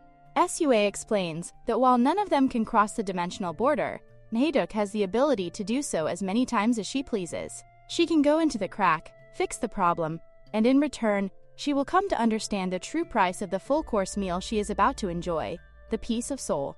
At the Chukdohongung Water Purification Center, a facility once operated by the Korean government but later repurposed by the Dimension Lords to secure water resources, a crisis is unfolding. This center, one of the last neutral zones in Seoul, stands as a beacon of cooperation, safeguarded by powerful individuals from various dimensions. Utilizing a fusion of science and magic, a unique technology known as magic engineering purifies the Han River, ensuring clean water for the city's inhabitants. Yet, the unthinkable occurs. The purification level plummets to 9%. Alarms blare across the facility. Eris, the water purification director, quickly gathers her team, the urgency clear in her sharp tone. Contaminated water cannot be distributed under any circumstances. If consumed, it will turn people into monsters. The stakes are painfully high. Failure means the destruction of Seoul's population. Her subordinates, exhausted from working day and night, report that purification is becoming impossible. The poison crack's leakage grows stronger each day, overwhelming their efforts. Eris, unwavering, orders them to push forward. However, the reality is grim. Their current pace will only sustain them for another month. If a solution is not found, they will all die of thirst. Meanwhile, at the Peace Restaurant, a tense discussion unfolds. The reports from Eris confirm the severity of the situation. Whether Naeduk regains her power or not, the inevitable fate remains. Everyone will shrivel up and die. Amidst the rising tension, Rio speaks, acknowledging the crisis but suggesting an alternative solution, using Naeduk herself to purify the Han River. To him, it seems like the most efficient option. However, he places one critical condition. Sua must ensure Naeduk remains under control. Doubt lingers in the air. The Red Ranger questions the logic behind such a plan. Naeduk's abilities are the antithesis of purification. She embodies destruction. What method could she possibly have to cleanse the Han River? Ares, determined to cut through speculation, demands an answer directly from Naeduk. Naeduk, unwavering, reveals the truth of her existence. She was born from a dimensional crack, a being not of this world, but of another fractured reality. Within Uido Crack, a colossal dimensional creature resides, and its poison seeps into the river, corrupting the water. Her plan is straightforward. She will hunt it down. The leader of the group considers her words carefully. Could their problems truly be solved simply by eliminating the creature? Sua is confident that they can. If this is the source of the contamination, then removing it is the most logical course of action. Without hesitation, she urges them to move swiftly towards Uido. However, Rio interjects. There is still one more matter that must be addressed. While the purification crisis is dire, their presence here is not solely for that reason. The fake army of Naeduk and the mystery woman accompanying them remain an unresolved concern. At first, they assumed that Naeduk had brought allies, but after gathering intelligence, Rio is no longer convinced. Something Lancelot had mentioned lingers in his mind. The woman had referred to the false Naeduk as her ambitious creature. If his words hold any weight, then the implications are clear. Someone is creating clones of Naeduk, possibly even improving upon her original form. Sua, recalling the attack on her restaurant, confirms that these entities did not arrive with peaceful intentions. With this revelation, Rio remains firm. Even though Sua takes responsibility for ensuring that Naeduk is not a threat, there is still no concrete proof to support that claim. The group now faces two urgent dilemmas: the purification crisis and the disturbing possibility that someone is manufacturing powerful duplicates of Naeduk. The Demon King is furious. Why is Naeduk saying this to Sua? Is he mocking her? Does he think she's his mother or something? His statement, however, gives Sua an idea, a way to prove that Naeduk isn't a threat. Right in front of her, embedded in the ground, is a grill. The Demon King immediately tries to stop her, insisting there's no need for this, but the other leaders seem to think it's a great idea. Sua turns to Naeduk and asks if she's okay with it. Naeduk stares at Sua for a moment before turning her face away and nonchalantly accepting it. She doesn't really mind. Sua, absolutely thrilled, gears up to put her grand master plan into action at Uido. At Han River, the Demon King finds himself unable to sense anything at all. Naeduk calmly informs him that inside the dimension there is another world one that ordinary beings can't perceive because it requires a sixth sense. The Demon King clenches his teeth in frustration. This means he can't do anything. Sua, unimpressed with his struggles, casually suggests he should just go back to the restaurant and run it. And why was Bitter Eve tagging along with them anyway? The Demon King, ever the troublemaker, scoffs at the idea. Why on earth would he go back and slave away at the restaurant like the other leaders when it's clearly more entertaining to stay here? Naeduk, ignoring his antics, gets ready to go. But before she dives in, Sua calls out, telling her to be careful down there. She also promises to make her lots of food when she comes back. Naeduk, expression turns into a happy kid, assuring she will come back before plunging into the river. The deeper she goes, the stronger the force becomes. And oddly enough, it feels familiar. Of course it is familiar. This place is her birthplace, the dimensional crack sitting right beside the river. The Demon King watches her descend and frowns. How deep was this little shrimp planning to go? Then, something catches his attention. He can actually feel it. The energy is growing dimmer. This annoys him. He refuses to believe that Sua, of all people, can't enter the dimension. He refuses to accept that there's anything she can't do. He voices his thoughts, but Sua just tilts her head and asks if being strong really means a person can do everything. Then, after a moment, she adds that she wants to be honest with him about something. The Demon King's eyes light up with excitement. Finally, he's convinced she's about to reveal her biggest weakness. Oh, how satisfying this moment is. Proof that even she has limits. This is why he decided to tag along. And then Sua absolutely shatters his expectations. She simply tells him she's just not good at swimming. The Demon King is beyond disappointed. That's it? He clicks his tongue and mutters that it's probably because she keeps weighing herself down. Sua, annoyed, swings her pan at him, grumbling that not everyone is a good swimmer. She aims for his eye, but immediately regrets not aiming for his mouth instead. But suddenly, the Demon King sniffs the air. His entire demeanor changes. He jumps to his feet and urgently announces that the scent of Little Shrimp, aka Naeduk, has completely disappeared into the river. Down below, Naeduk comes face to face with the master of the poisonous waters. She grins, completely unfazed. And then, in an instant, she shifts into her dragon form, baring her teeth. She has only one thought. She is going to devour every last bit of this monster. Go Naeduk, you can do it, girl. Dimensional creatures exist in the gaps between dimensions, constantly feeding on the particles that make up the world's dimensional energy. Their bodies are filled with this energy, and they must consume vast amounts to survive. Here, in the space between dimensions, the most efficient way to obtain dimensional energy is by hunting and devouring other dimensional creatures. Meanwhile, back at the Peace Restaurant, Rio lets out a dramatic cry and smacks his finger while hammering in a nail. Soul, visibly worried, immediately asks if he's okay. Rio, holding his injured finger like he's on his deathbed, wails that he knew he wasn't cut out for this kind of labor. He had only wanted to work because everyone else was working, but deep down, he firmly believes that people should just stick to what they're good at. And clearly, he is not good at this. Only and Nai exchange looks. Nai, completely unimpressed, points out that Rio is injured. That should be reason enough for him to stop. But ASR is not buying it. Not even a little. He immediately shouts that Rio is just trying to escape. In fact, they all know the truth. He probably even hurt himself on purpose. Poor Rio, I feel bad for him. Rio tries to argue that he JS a genuine reason, but all the other leaders were actually done with his lame excuses. Bro just wants to sleep, actually relatable very much. Rio pulls something out of his pocket, looking at the gathered leaders with an exasperated expression, wondering why none of them believe him. Aser squints at the item in Rio's hand, asking what it is. With an air of self-importance, Rio explains that it's Naeduk tail soup, a crucial clue in tracking down the person who made the fake version. That's why he wants to investigate, analyze every detail, and ultimately discover the woman who made the fake Naeduk. He promises to share everything he learns with them. Naturally, the leaders are concerned. After all, SUA has not come yet, and they can only hope everything is fine there. Meanwhile, back in the dimensional crack, an intense fistfight rages between Naeduk and a towering monster. Naeduk sizes up her opponent, quickly realizing that this creature is no joke. Outside, the Demon King watches the battle unfold, shaking his head and muttering about Naeduk being a, quote, little shrimp. But as the ground trembles violently, he acknowledges that the fight must be serious for it to shake an entire dimension. His gaze shifts toward SUA, who, oddly enough, remains completely calm. He finds this suspicious. Why isn't she worried? If Naeduk fails, everything is doomed. But SUA merely shrugs, completely unbothered. She states confidently that she has faith in Naeduk. After all, she has captured plenty of dimensional monsters, and among all of them, Naeduk stands at an entirely different level. With unwavering determination, Naeduk declares that she will devour this monster and reveal her true power. She releases a surge of energy, wrapping it around her prey, and within moments, the monstrous opponent begins to dissolve.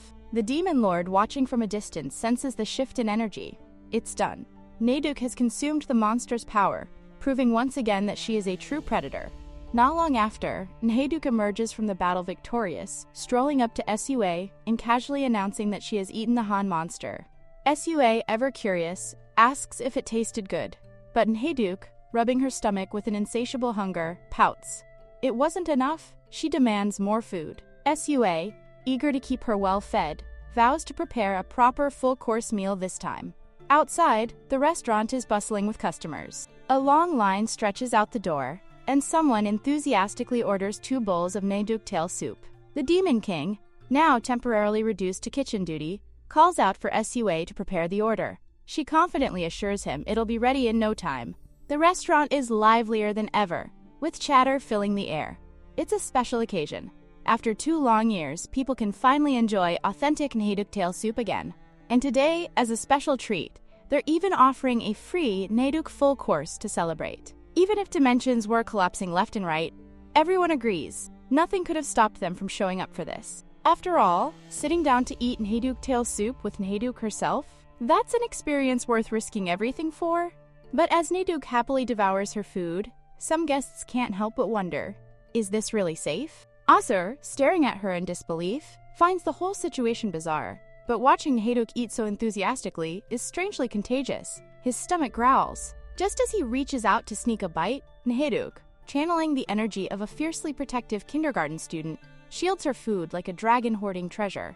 Absolutely no sharing. Beale, shifting uncomfortably, leans toward Sua and asks if she's sure this is a good idea.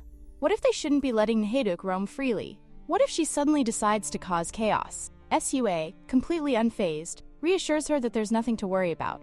In fact, she adds casually, if Beale is that scared, maybe she shouldn't come to the restaurant so often anymore. Beale blinks. Wait, what does that mean? Sua, with a nonchalant smile, announces that from now on, Naheduk will be living here. The entire restaurant falls into stunned silence. The very soul of every demon present seems to momentarily leave their bodies. Meanwhile, Naheduk, fresh from her latest dimensional battle, suddenly pauses. Something feels different. It's faint, but she can sense it. A lingering energy that shouldn't be there. Confused, she frowns. Why? Does it feel like a creature's power is coming from Sua? The next day, both the Demon King and Sua are neck-deep in the chaos of serving food when crack. The sound of something shattering slices through the already busy atmosphere. The only task Naheduk had been given was cleaning, but apparently she had taken it as an invitation to wage war against the restaurant's furniture. Both the Demon King and Sua whip their heads around to find Naheduk standing amidst the wreckage. Pieces of broken tables at her feet like some tragic battlefield. Sua snorts, arms crossed, and casually remarks that maybe they should just toss her into the pot as an extra ingredient. The Demon King, already exasperated, asks Sua if they really need to evaluate Naheduk's work. Sua, with an almost pitying look, tells him yes, but wonders why he's even asking. That's when the Demon King explodes. Is Naheduk even aware of how many tables she has single-handedly destroyed in the name of cleaning? They're already drowning in work, and somehow she just keeps making things worse. Over the past few days, he's had to pick up even more tasks, all because of her. Sua, unimpressed, declares that she simply cannot let Naheduk eat and sleep here for free. The Demon King raises a brow. Didn't Naheduk bring those dimensional diamonds or whatever they were called? Sua, looking so done with this conversation, informs him that she's already used those to pay the rent. The Demon King blinks. Wait, how much is this goddamn rent? Sua points out that Naheduk has nothing, so she has to work to live here. Besides, they need workers, so the Demon King should just teach her well, since they're stuck together anyway. The Demon King scoffs, kicking a chair out of his way. As if teaching her is actually going to make a difference, Sua side-eyes him, not him forgetting how much of a disaster he was when he first started. Before the Demon King can protest, Sua's phone rings. She picks it up, listens for a moment, and then sighs before turning to him. His crew is calling again. The Demon King's face twists into pure annoyance. What do they want now? Sua, mischief practically radiating off her, smirks. Looks like she has to give him the task this time. The Demon King's expression flips so fast. For a moment, he thinks she's finally recognizing his power, that she's entrusting something important to him, just like last time. His pride swells, only to be violently crushed when he realizes that the task isn't about slaying some grand monster. It's food delivery. His teeth grind in frustration as he launches into the air, dragging a very confused Naheduk with him. If they're going to do this, they're going to do it right. He glares down at her, calling her Little Shrimp, as he explains that delivery is all about speed. His rage deepens as he realizes Sua has once again crushed his hopes. And now, on top of everything, he's stuck making sure that Naheduk becomes a passable delivery girl. But no matter how crappy of an employee she is now, he's confident. Under his iron rule, she will at least become the best of the worst delivery workers in Gangseo District, the Demon King's territory. As they approach the delivery drop-off, the demon workers can already sense the booming energy of the Demon King's presence. At his command, they bow immediately, because, after all, the worst of the best delivery crew has arrived, and there, waiting for them, is Beale. Beale, ever the dramatic one, kneels before the Demon King and points out that she and the others have been waiting. Her eyes flick to Naheduk, and she tilts her head in question. What's this little thing doing here? The Demon King, arms crossed, informs Beale that he's training Naheduk. Beale beams with pride. Finally, her lord is getting a well-deserved break. The Demon King, pleased with her enthusiasm, thanks her for her loyalty. Beale responds smoothly. Anything for my lord. The Demon King takes the sushi set they were supposed to deliver. Absolutely squashed, but unbothered. He laughs. This is what happens when they move at this speed. But hey, it's still the same inside, so it doesn't matter. Naheduk, watching this spectacle, hesitates before asking, "So, does delivery mean eating the food?" The Demon King shuts that down real quick. She does not get to do what he does. He explains that Beale intentionally ordered this food just so she could rest and eat. Meanwhile, Naduk can't go around snacking on other customers' meals. Well, maybe a bite is fine. But even with that small allowance, Naduk finds delivery insanely difficult. It's definitely not for the faint-hearted or for creatures like her, who could eat the entire delivery before even reaching the customer. Once their task is done, the Demon King prepares to leave, but Beale looks at him with a raised brow. Leaving so soon? Like a true hero before setting off, he dramatically declares that everyone is eagerly waiting for his lightning-fast, slightly squashed food deliveries. Meanwhile, Duke, ever the curious one, turns to the Demon King and asks why they ate together. She squints at him, tilting her head, and then throws another question his way. Does he mean sushi? And is he implying that she's mad she didn't get any? The Demon King, ever so slightly amused, listens as she breaks it down further. Beale is weaker than him, so why did he share a meal with her? The Demon King states that with a knowing smirk, explaining that it's the duty of a ruler to take care of their subordinates. Sure, he might govern the rebellious spirits with an iron fist, but she treats the ones who follow her with care. That, he claims, is what a true lord should do. Naduk furrows her brows at this newfound wisdom, finding it difficult. The Demon King scoffs, nodding sagely, and tells her that, of course, it's hard for a tiny little shrimp like her to understand. Back at the restaurant, the air shifts. The Demon King senses a murderous glare and turns his head. Ah, there she is. Sua, eyes gleaming with a predatory hunger, is staring at him like she's about to devour his soul. He blinks. She's got that look, the look that says he's in deep trouble. He carefully asks why she's glaring at him like that. Sua, still sporting the world's creepiest grin, reminds him, didn't she tell him to come back quickly? The Demon King, master of excuses, waves a hand and mutters something about traffic. Traffic? Sua's grin sharpens. Traffic! His butt! She really shouldn't have believed him. And with that, she spins on her heel, her annoyance lingering in the air. Meanwhile, Duke, still processing her newfound responsibilities, gets quizzed by Sua. Did she enjoy her delivery experience? Did she learn anything? Duke, ever the diligent student, nods. Delivery is really hard. She tries to recall her very important lesson, murmuring bits and pieces. Don't copy the Demon Lord. Only take a bite while delivering, but if you are the Lord, then you can eat the whole. Sua's head snaps toward the Demon King, her aura darkening. What the hell did he teach her? The Demon King, caught in the crossfire, stares blankly, already forming new excuses. But before he can weave his next web of nonsense, Duck suddenly remembers another vital lesson speed. Delivery is all about speed. Sua, though still suspicious, nods. Yes, Duck may spout some strange things, but at least she got that part right. She hands Duck a fresh delivery box, eyes gleaming with expectation. Is she ready to try this on her own now? Naduk straightens up, determination in her eyes. Yes, she grips the box like it's her most sacred duty and takes off. Her destination, Rio in Yongsan, the guy with glasses. The Demon King casually throws in a helpful detail. Rio is the one who smells like metal and oil. Naduk, thinking hard. Right, Sua also mentioned that Rio loves drumsticks. She must not eat them. Absolutely not, no matter what. But then the smell hits her. The box is practically singing to her, tempting her to just one little peek. Before she knows it, she's already reaching for the lid. A scream shatters the moment. Her head snaps up. There, in the distance, a huge dimensional monster looms over two terrified humans, armed with nothing but measly little guns. They're yelling for help, begging for anyone to take this thing down. Naduk grins. Oh, she found her meal. With a deep inhale, she activates her predator breath and lunges. The monster barely lasts a second. It's just a snack for her. She wipes her mouth, satisfied, while the two humans gape in awe. They don't know who or what she is, but they're definitely grateful. The girl hesitantly offers her a sugar cube as thanks, which, okay, is kind of underwhelming, but hey, it's the thought that counts. Then, oh no, the girl's eyes lock onto the box. The humans freeze, their expressions shifting into something desperate.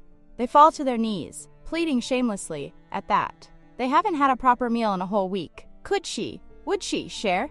Naduk immediately refuses. They are weak, but then something shifts. Their words that they will follow her echo in her mind. mixing with the Demon King's lesson. A lord must care for their subordinates. She mulls it over and finally reaches a compromise. Not the drumsticks, but they can have a bite of the other pieces. The humans nearly cry with gratitude, eagerly accepting her offer.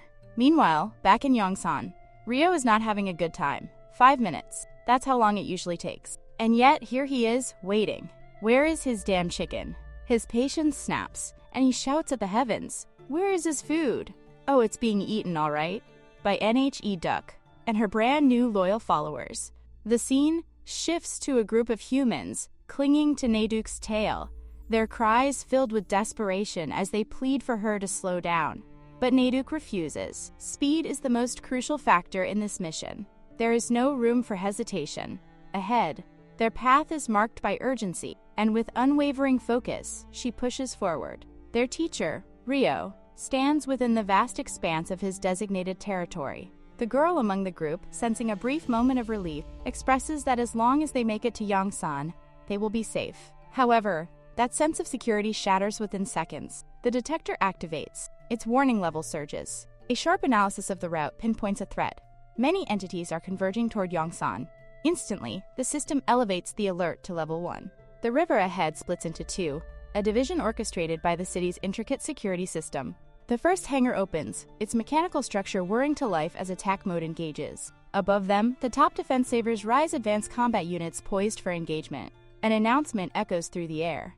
Initialization has begun. The activation sequence completes. A lethal robotic force emerges, its singular purpose clear. Eliminate the target. The girl trembles, overwhelmed by the sheer force before them. Meanwhile, the boy, his fear overshadowed by fascination, gazes in awe at the cutting-edge technology now standing against them. The robot locks onto its targets. It registers the presence of a one-dimensional entity and 2 unidentified humans. Within moments, it escalates to maximum output, its systems calculating the most efficient method to neutralize the threat. A punch is imminent. The robot readies its strike, its power immense. But Nayduk, ever focused on the delivery, intervenes. In a single, decisive motion, she delivers a blow of her own. The impact is catastrophic. The machine crumbles under her strength. A mission as simple as a delivery is anything but easy for her. But the threat is far from over.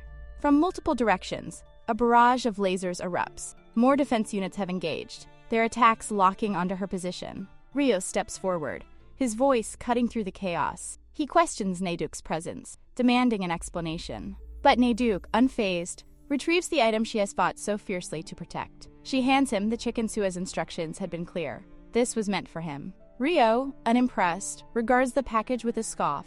A mere food delivery? He finds the situation almost laughable. If SUA intended to conduct business this way, sending such a safety hazard into the field, she was making a grave mistake. The gaze shifts to the environment around them, a city that looks as though it has been pulled straight from the world of cinema. Yongsan, the safest city in Seoul, stands as a marvel, a creation of the Dimensional Lord. It is a place where science and technology intertwine seamlessly. Yet, amidst the brilliance, a quiet voice breaks the moment. The girl murmurs, her words laced with longing. A place like this means the people here will never have to suffer. Rio's attention shifts once more. His eyes fall on the 2 children accompanying Nayduk. He questions her about them. Who are they? Nayduk, without hesitation, provides an answer. They are underlings, she says. They had claimed they would follow her if she give them chicken. Rio, ever skeptical, studies them carefully. A new question forms, his voice laced with curiosity. Has she eaten his chicken? Nayduk's response is simple. The Demon King had told her it was fine to eat. Rio scoffs. Even in something as basic as this, it seems SUA has failed to train her staff properly. But Nayduk remains unbothered. Hunger gnaws at her still. Rio shifts his focus back to the 2 unidentified figures. His command is immediate. The lasers converge on them, their presence now fully under scrutiny. Fear grips the children as the realization sinks in. They are truly trapped. Yet Rio is far from finished. A final question hangs in the air, heavy with implication. These 2 claim to be Nayduk's underlings. But what does that truly mean? Even the children seem startled by the notion. They have heard the name Nayduk, but never before have they seen her with their own eyes. And now, faced with the truth, their disbelief is evident. Nayduk's expression remains unreadable. She reminds them of their own words. They had declared their intention to follow her. Terror grips the children. The realization is crushing. The one they had so easily trusted, the one they had thoughtlessly followed, is not merely a wandering soul, she is a monster. Rio watches, amused. They had no clue. And yet they still clung to her tale? Wow. Really brave. Rio, relying on his sharp instincts and his ability to read heartbeat, is certain that these kids aren't lying. But with all the chaos and horror unfolding lately, he isn't about to take chances. So he asks them straight up, why exactly are they here? The girl steps forward first, introducing herself as Yu-gyong, and the boy beside her as her brother, Bu-hyun. They used to live in Gangdaeok with a group of survivors until recently.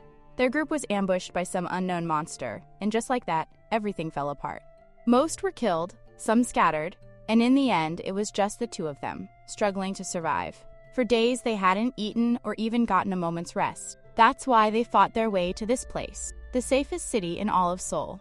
On their way, they were lucky enough to run into Haeduk, who saved their lives. So in short, they're here seeking refuge. Yu-gyong, hesitant but hopeful, asks Rio if he'll accept them. Rio's answer?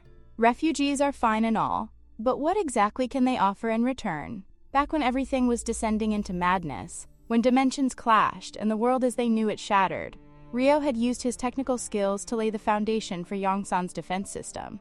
Then, he gathered the best talents from each dimension, and together, they built this safe haven. Now sure, the city has the infrastructure, the resources, and the security to ensure a comfortable life for its residents. But comfort and safety? Those aren't free. Everyone here contributes. If these kids have something to offer, intelligence, physical strength, supernatural abilities, anything, Rio is more than willing to give them the best treatment. After all, he's the Dimension Lord. But they'll have to prove their worth. Meanwhile, somewhere else in the city, a girl watches all of this unfold on a screen. She murmurs that these kids could be useful if they can actually bring something to the table. The man sitting beside her isn't convinced. Being kind is nice and all, but they can't afford to be naive. He's heard rumors. Some survivors have resorted to cannibalism in the face of starvation. It's horrifying to think about.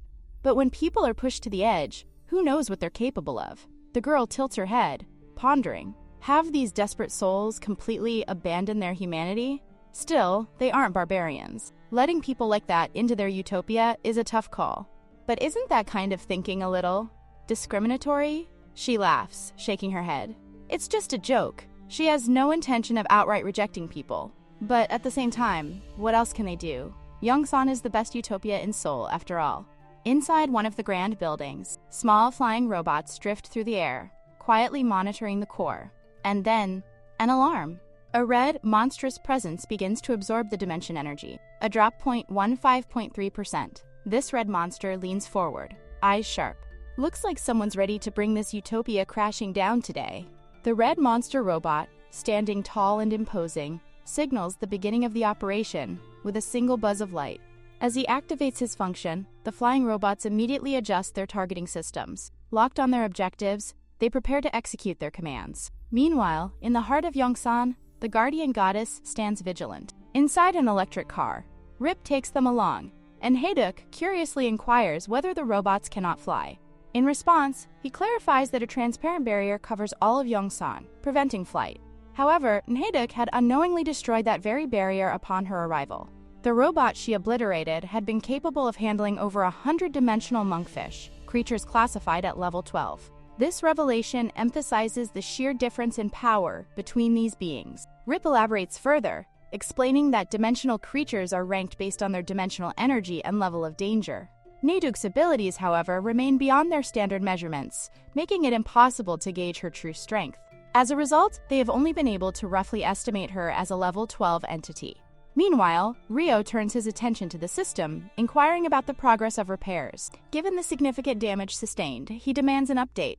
The system promptly reports that while 95% of the barrier had been compromised, they've already managed to restore 92% in just 2 minutes, a testament to the incredible skill involved. At the center of it all is Minerva, the goddess of Yongsan.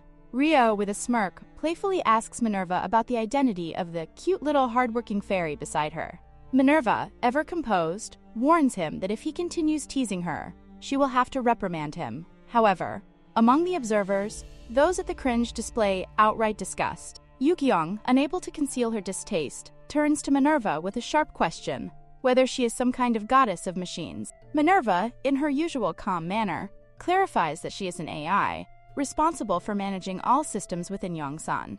Yet, this only deepens Yugyong's curiosity. If Minerva is an AI, then where does her divine form originate from? Minerva responds matter-of-factly. It is merely a reflection of her creator's preferences. But Rio quickly interjects, arguing that it does not solely reflect the taste of one person. Minerva concedes, admitting that while her appearance was influenced by multiple contributors, the biggest input came from him, one of the key figures behind her development. She goes on to explain that besides Rio, there were 2 other senior developers instrumental in creating her. While Rio oversees external affairs and technological advancements, these 2 handle Minerva's maintenance. The mention of them makes Rio to wonder if they had completed the tasks he had assigned. Minerva, ever efficient, notes that she has not received any calls from them. Without hesitation, she initiates a connection to the central control center.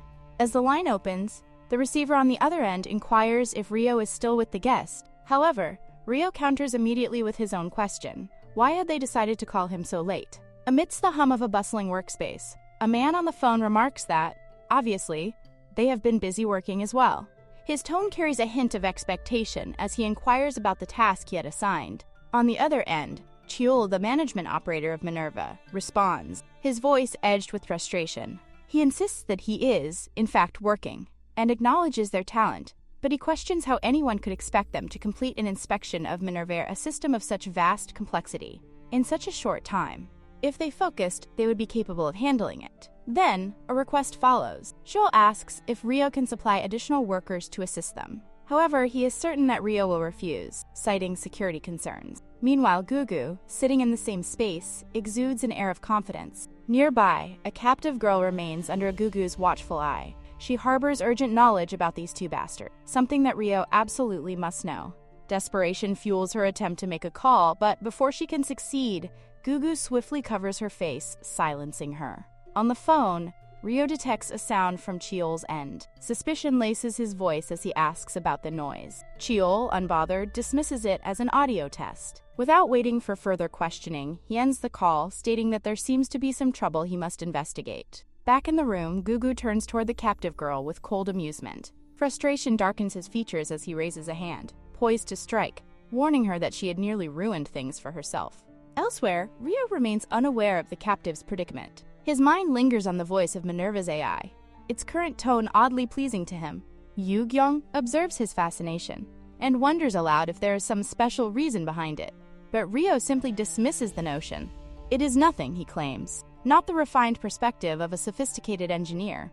Rather, it is a simple sentiment. Minerva's voice suits her best. It is sweet. There is a certain longing in his tone, a subtle deprivation masked beneath casual words. Meanwhile, hidden beneath the shadows, Red Robot watches everything unfold, lying in wait. Gugu, ever perceptive, points out Rio's concerns, though he seems more amused than alarmed. Rio had wanted them to check for abnormalities, worried about potential disturbances caused by Naduk. But Cheol scoffs at his concern, deeming it excessive. As long as the blue energy continues running through the tube, any issue that arises will inevitably resolve itself. A shift in the atmosphere signals unease. Gugu turns toward the captive girl, his voice dripping with condescension, as he questions whether she even understands what this thing truly is. Before she can respond, he supplies the answer himself. This, the pulsing, vibrant core, is none other than the heart of Minerva, the very system that they had helped Rio construct. He revels in her ignorance, scoffing at how little she and her kind know.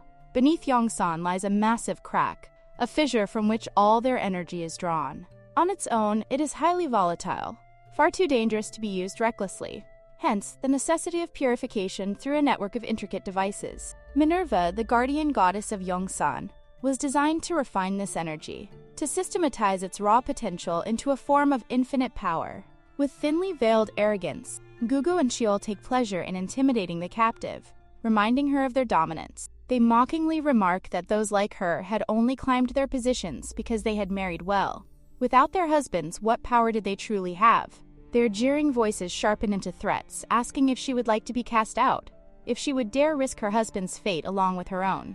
But their taunts are suddenly interrupted. From above, a low hum intensifies into a deafening buzz. A resounding thud shakes the entire structure.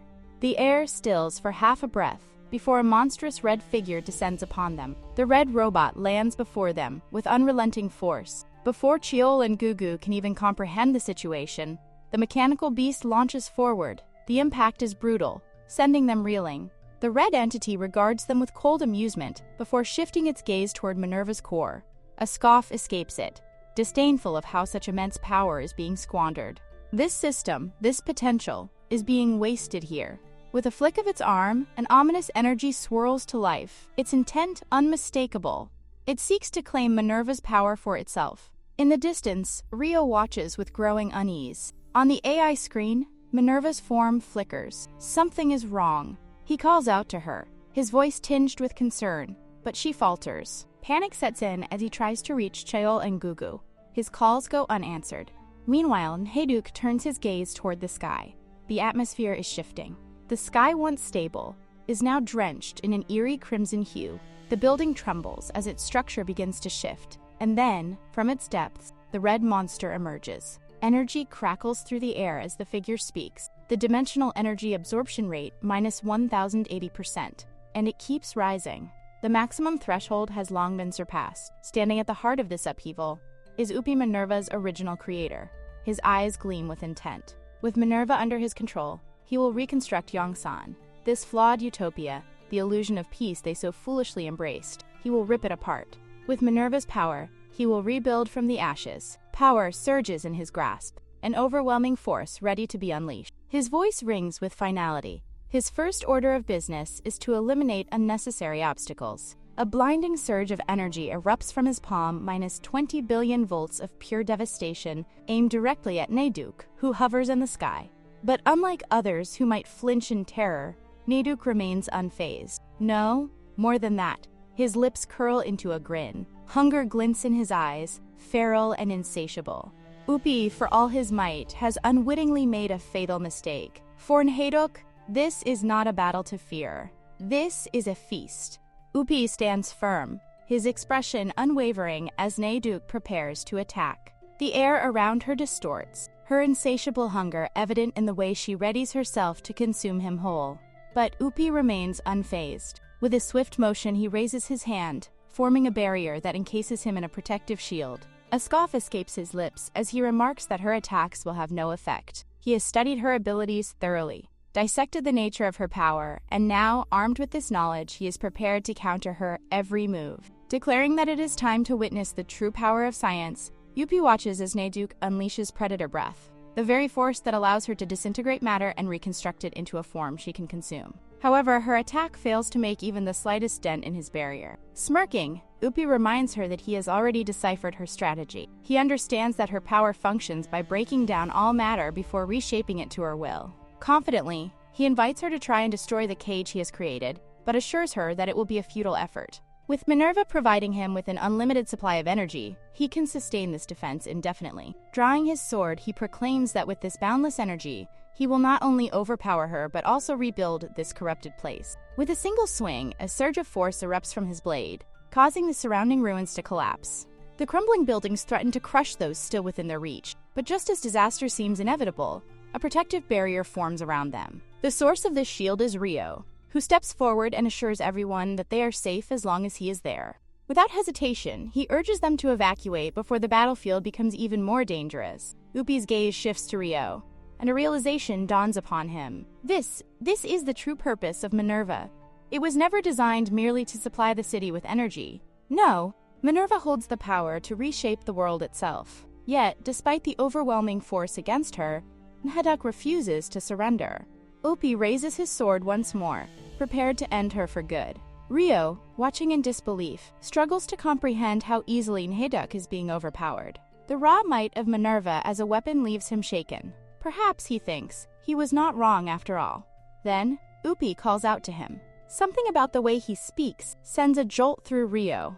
He recognizes that voice. Upi questions him, asking if this is all because of the promise he made with that woman and the other lords. He speaks of Yongsanran, of all of Seoul rotting away, while Rio remains complacent in the face of what he has built. Before Rio can respond, Yongyang interjects, demanding to know if Rio is familiar with Upi.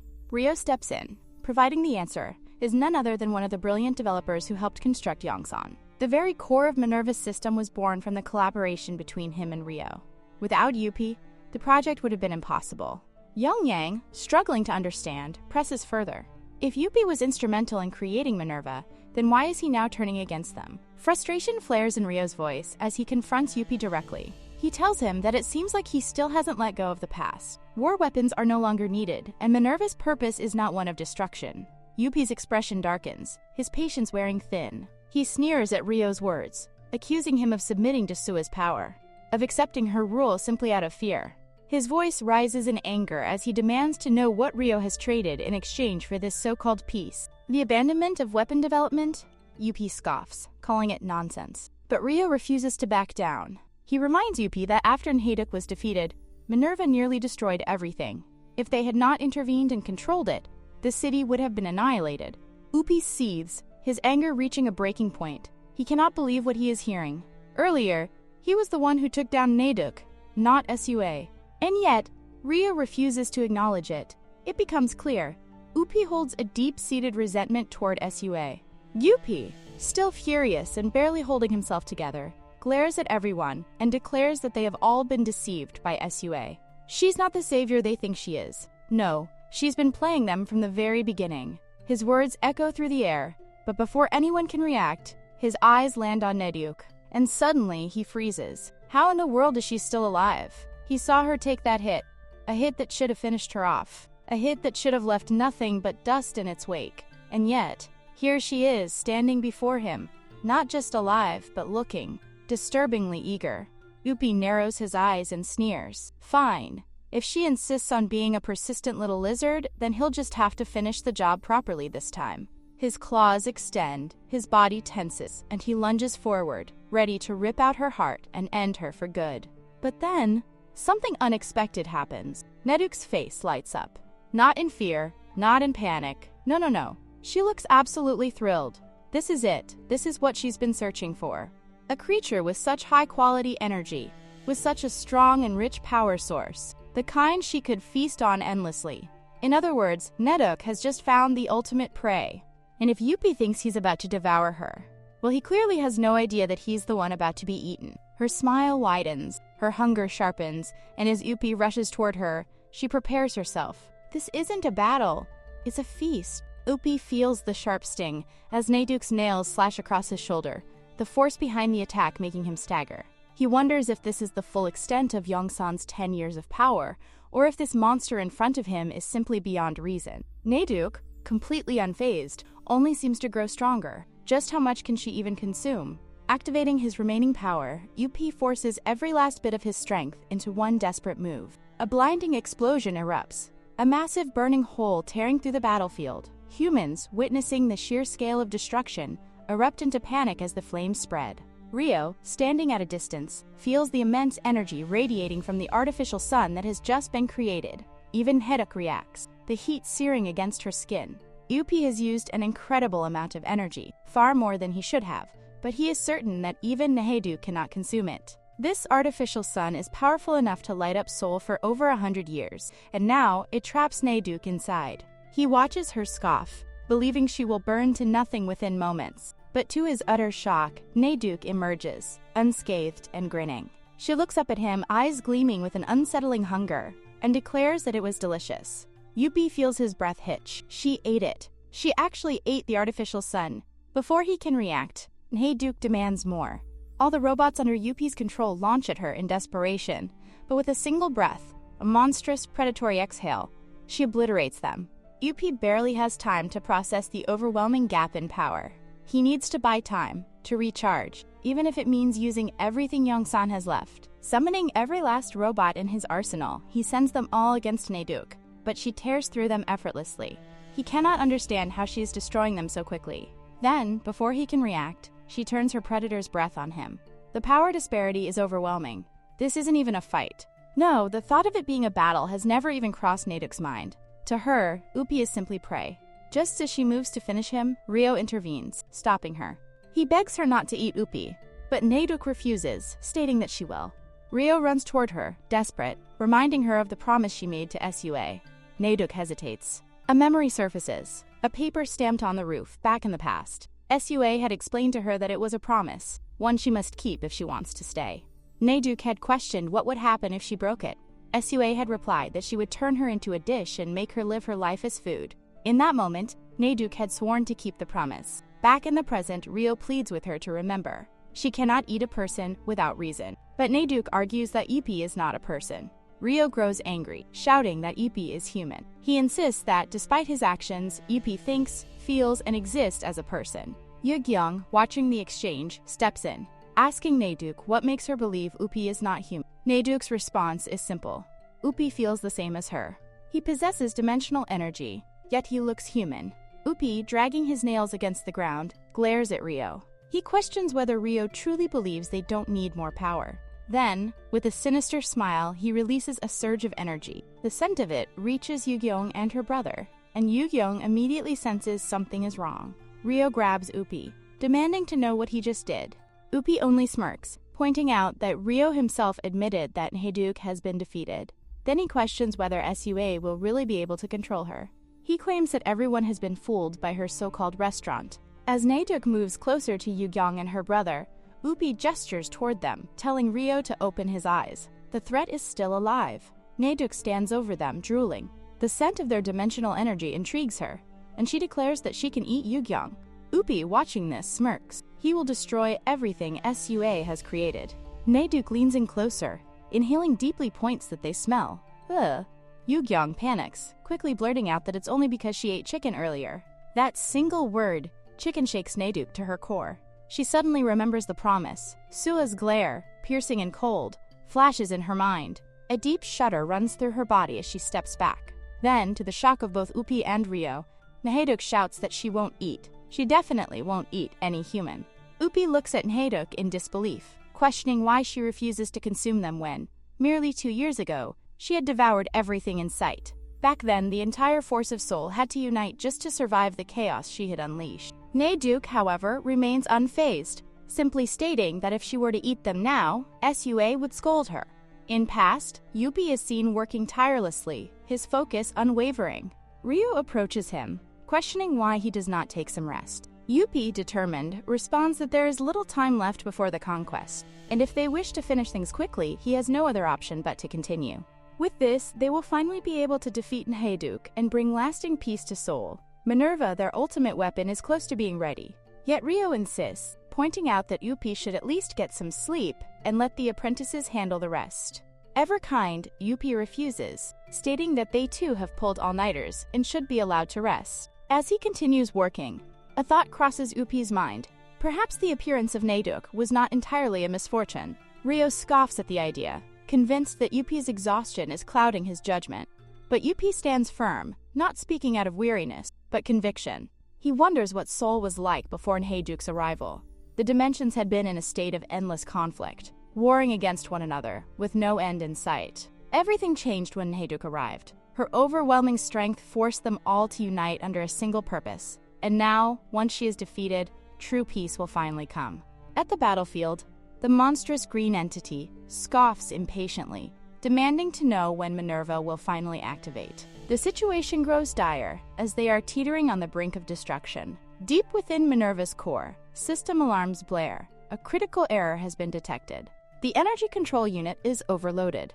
Frustration surges within UPI as he demands to know why an error is only appearing now. He swiftly analyzes the issue, realizing it is something he can fix, but time is running out. Just as he prepares to make the necessary corrections, he hears Sua's voice. She speaks of a great feast to be held that day.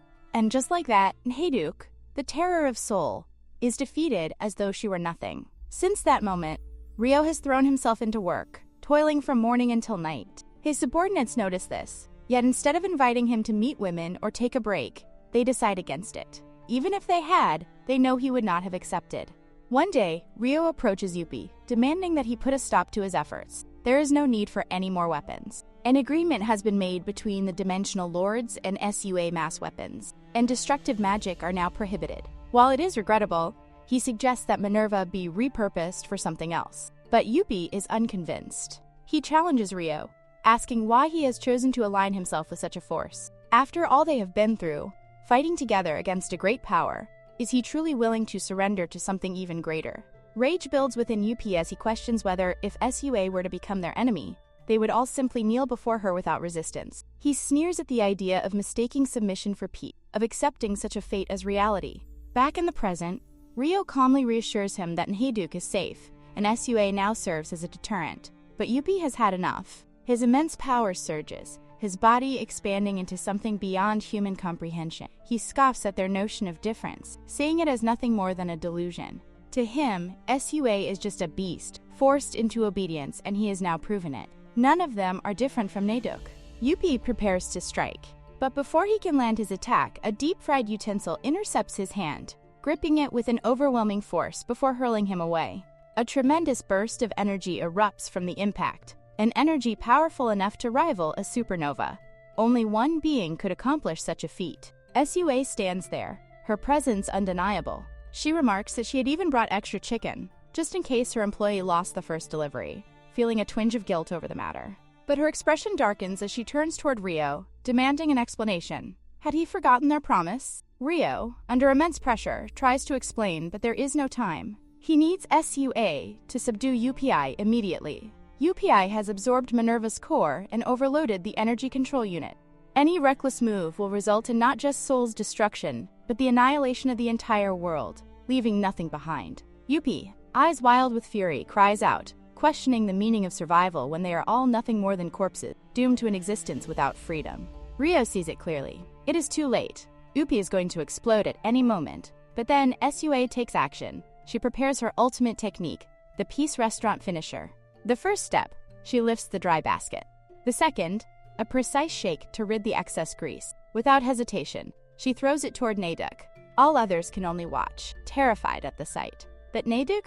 She devours it happily. The immense energy within it swirls inside her, the sheer force of it causing her to poke her middle tail, fully satisfied. The core is being taken away, and Yuppie roars in frustration. If only the Peace Restaurant didn't exist, if only none of this had ever happened. He tries to reach Sua, but just in time, the leader of the other dimension appears and slams him to the ground. Seoul and the others sense an immense surge of power and rush to the scene, only to realize that this is far more serious than expected. It seems like destruction has been following Sua wherever she goes lately. The humans, staring at the inscriptions left behind, begin chattering amongst themselves. Twice now, all of them have gathered under strange and chaotic circumstances. Just what in the world is happening in Seoul? Sua, however, remains completely unfazed. Instead of addressing the destruction, she states that first and foremost, everyone should enjoy their food. Seoul looks at her in disbelief. Does she really think this is the time to be eating? But Sua reasons that while they might not see it that way, the citizens of Yongsan must be feeling incredibly anxious right now. It's lunchtime after all. Does no one else understand just how uneasy people get when they're hungry? That's precisely why she wants everyone to eat, so they can calm down and feel at ease. Ryo, after a moment of thought, agrees that Sua's plan might actually be effective. One by one, the leaders of the different factions start taking their seats. Sua, seeing the opportunity, declares that the Peace Restaurant is officially opening up a catering service. And since Ryo is rich, he'll be footing the bill. After all, what are wealthy friends for if not to be financially exploited?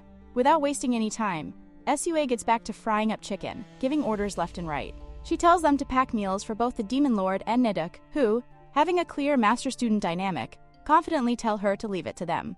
Of course, she then immediately yells at them for eating the chicken instead of packing it.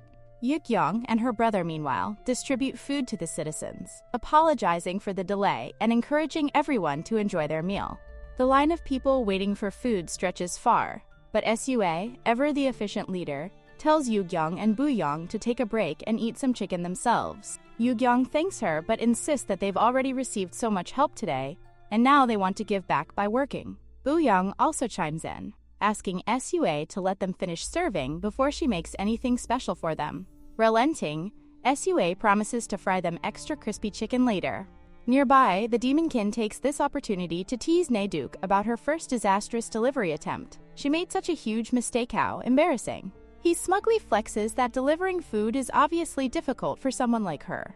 Naeduk, refusing to take the insult lying down, retorts that she only did what he taught her, which, if one thinks about it, means it was technically his fault.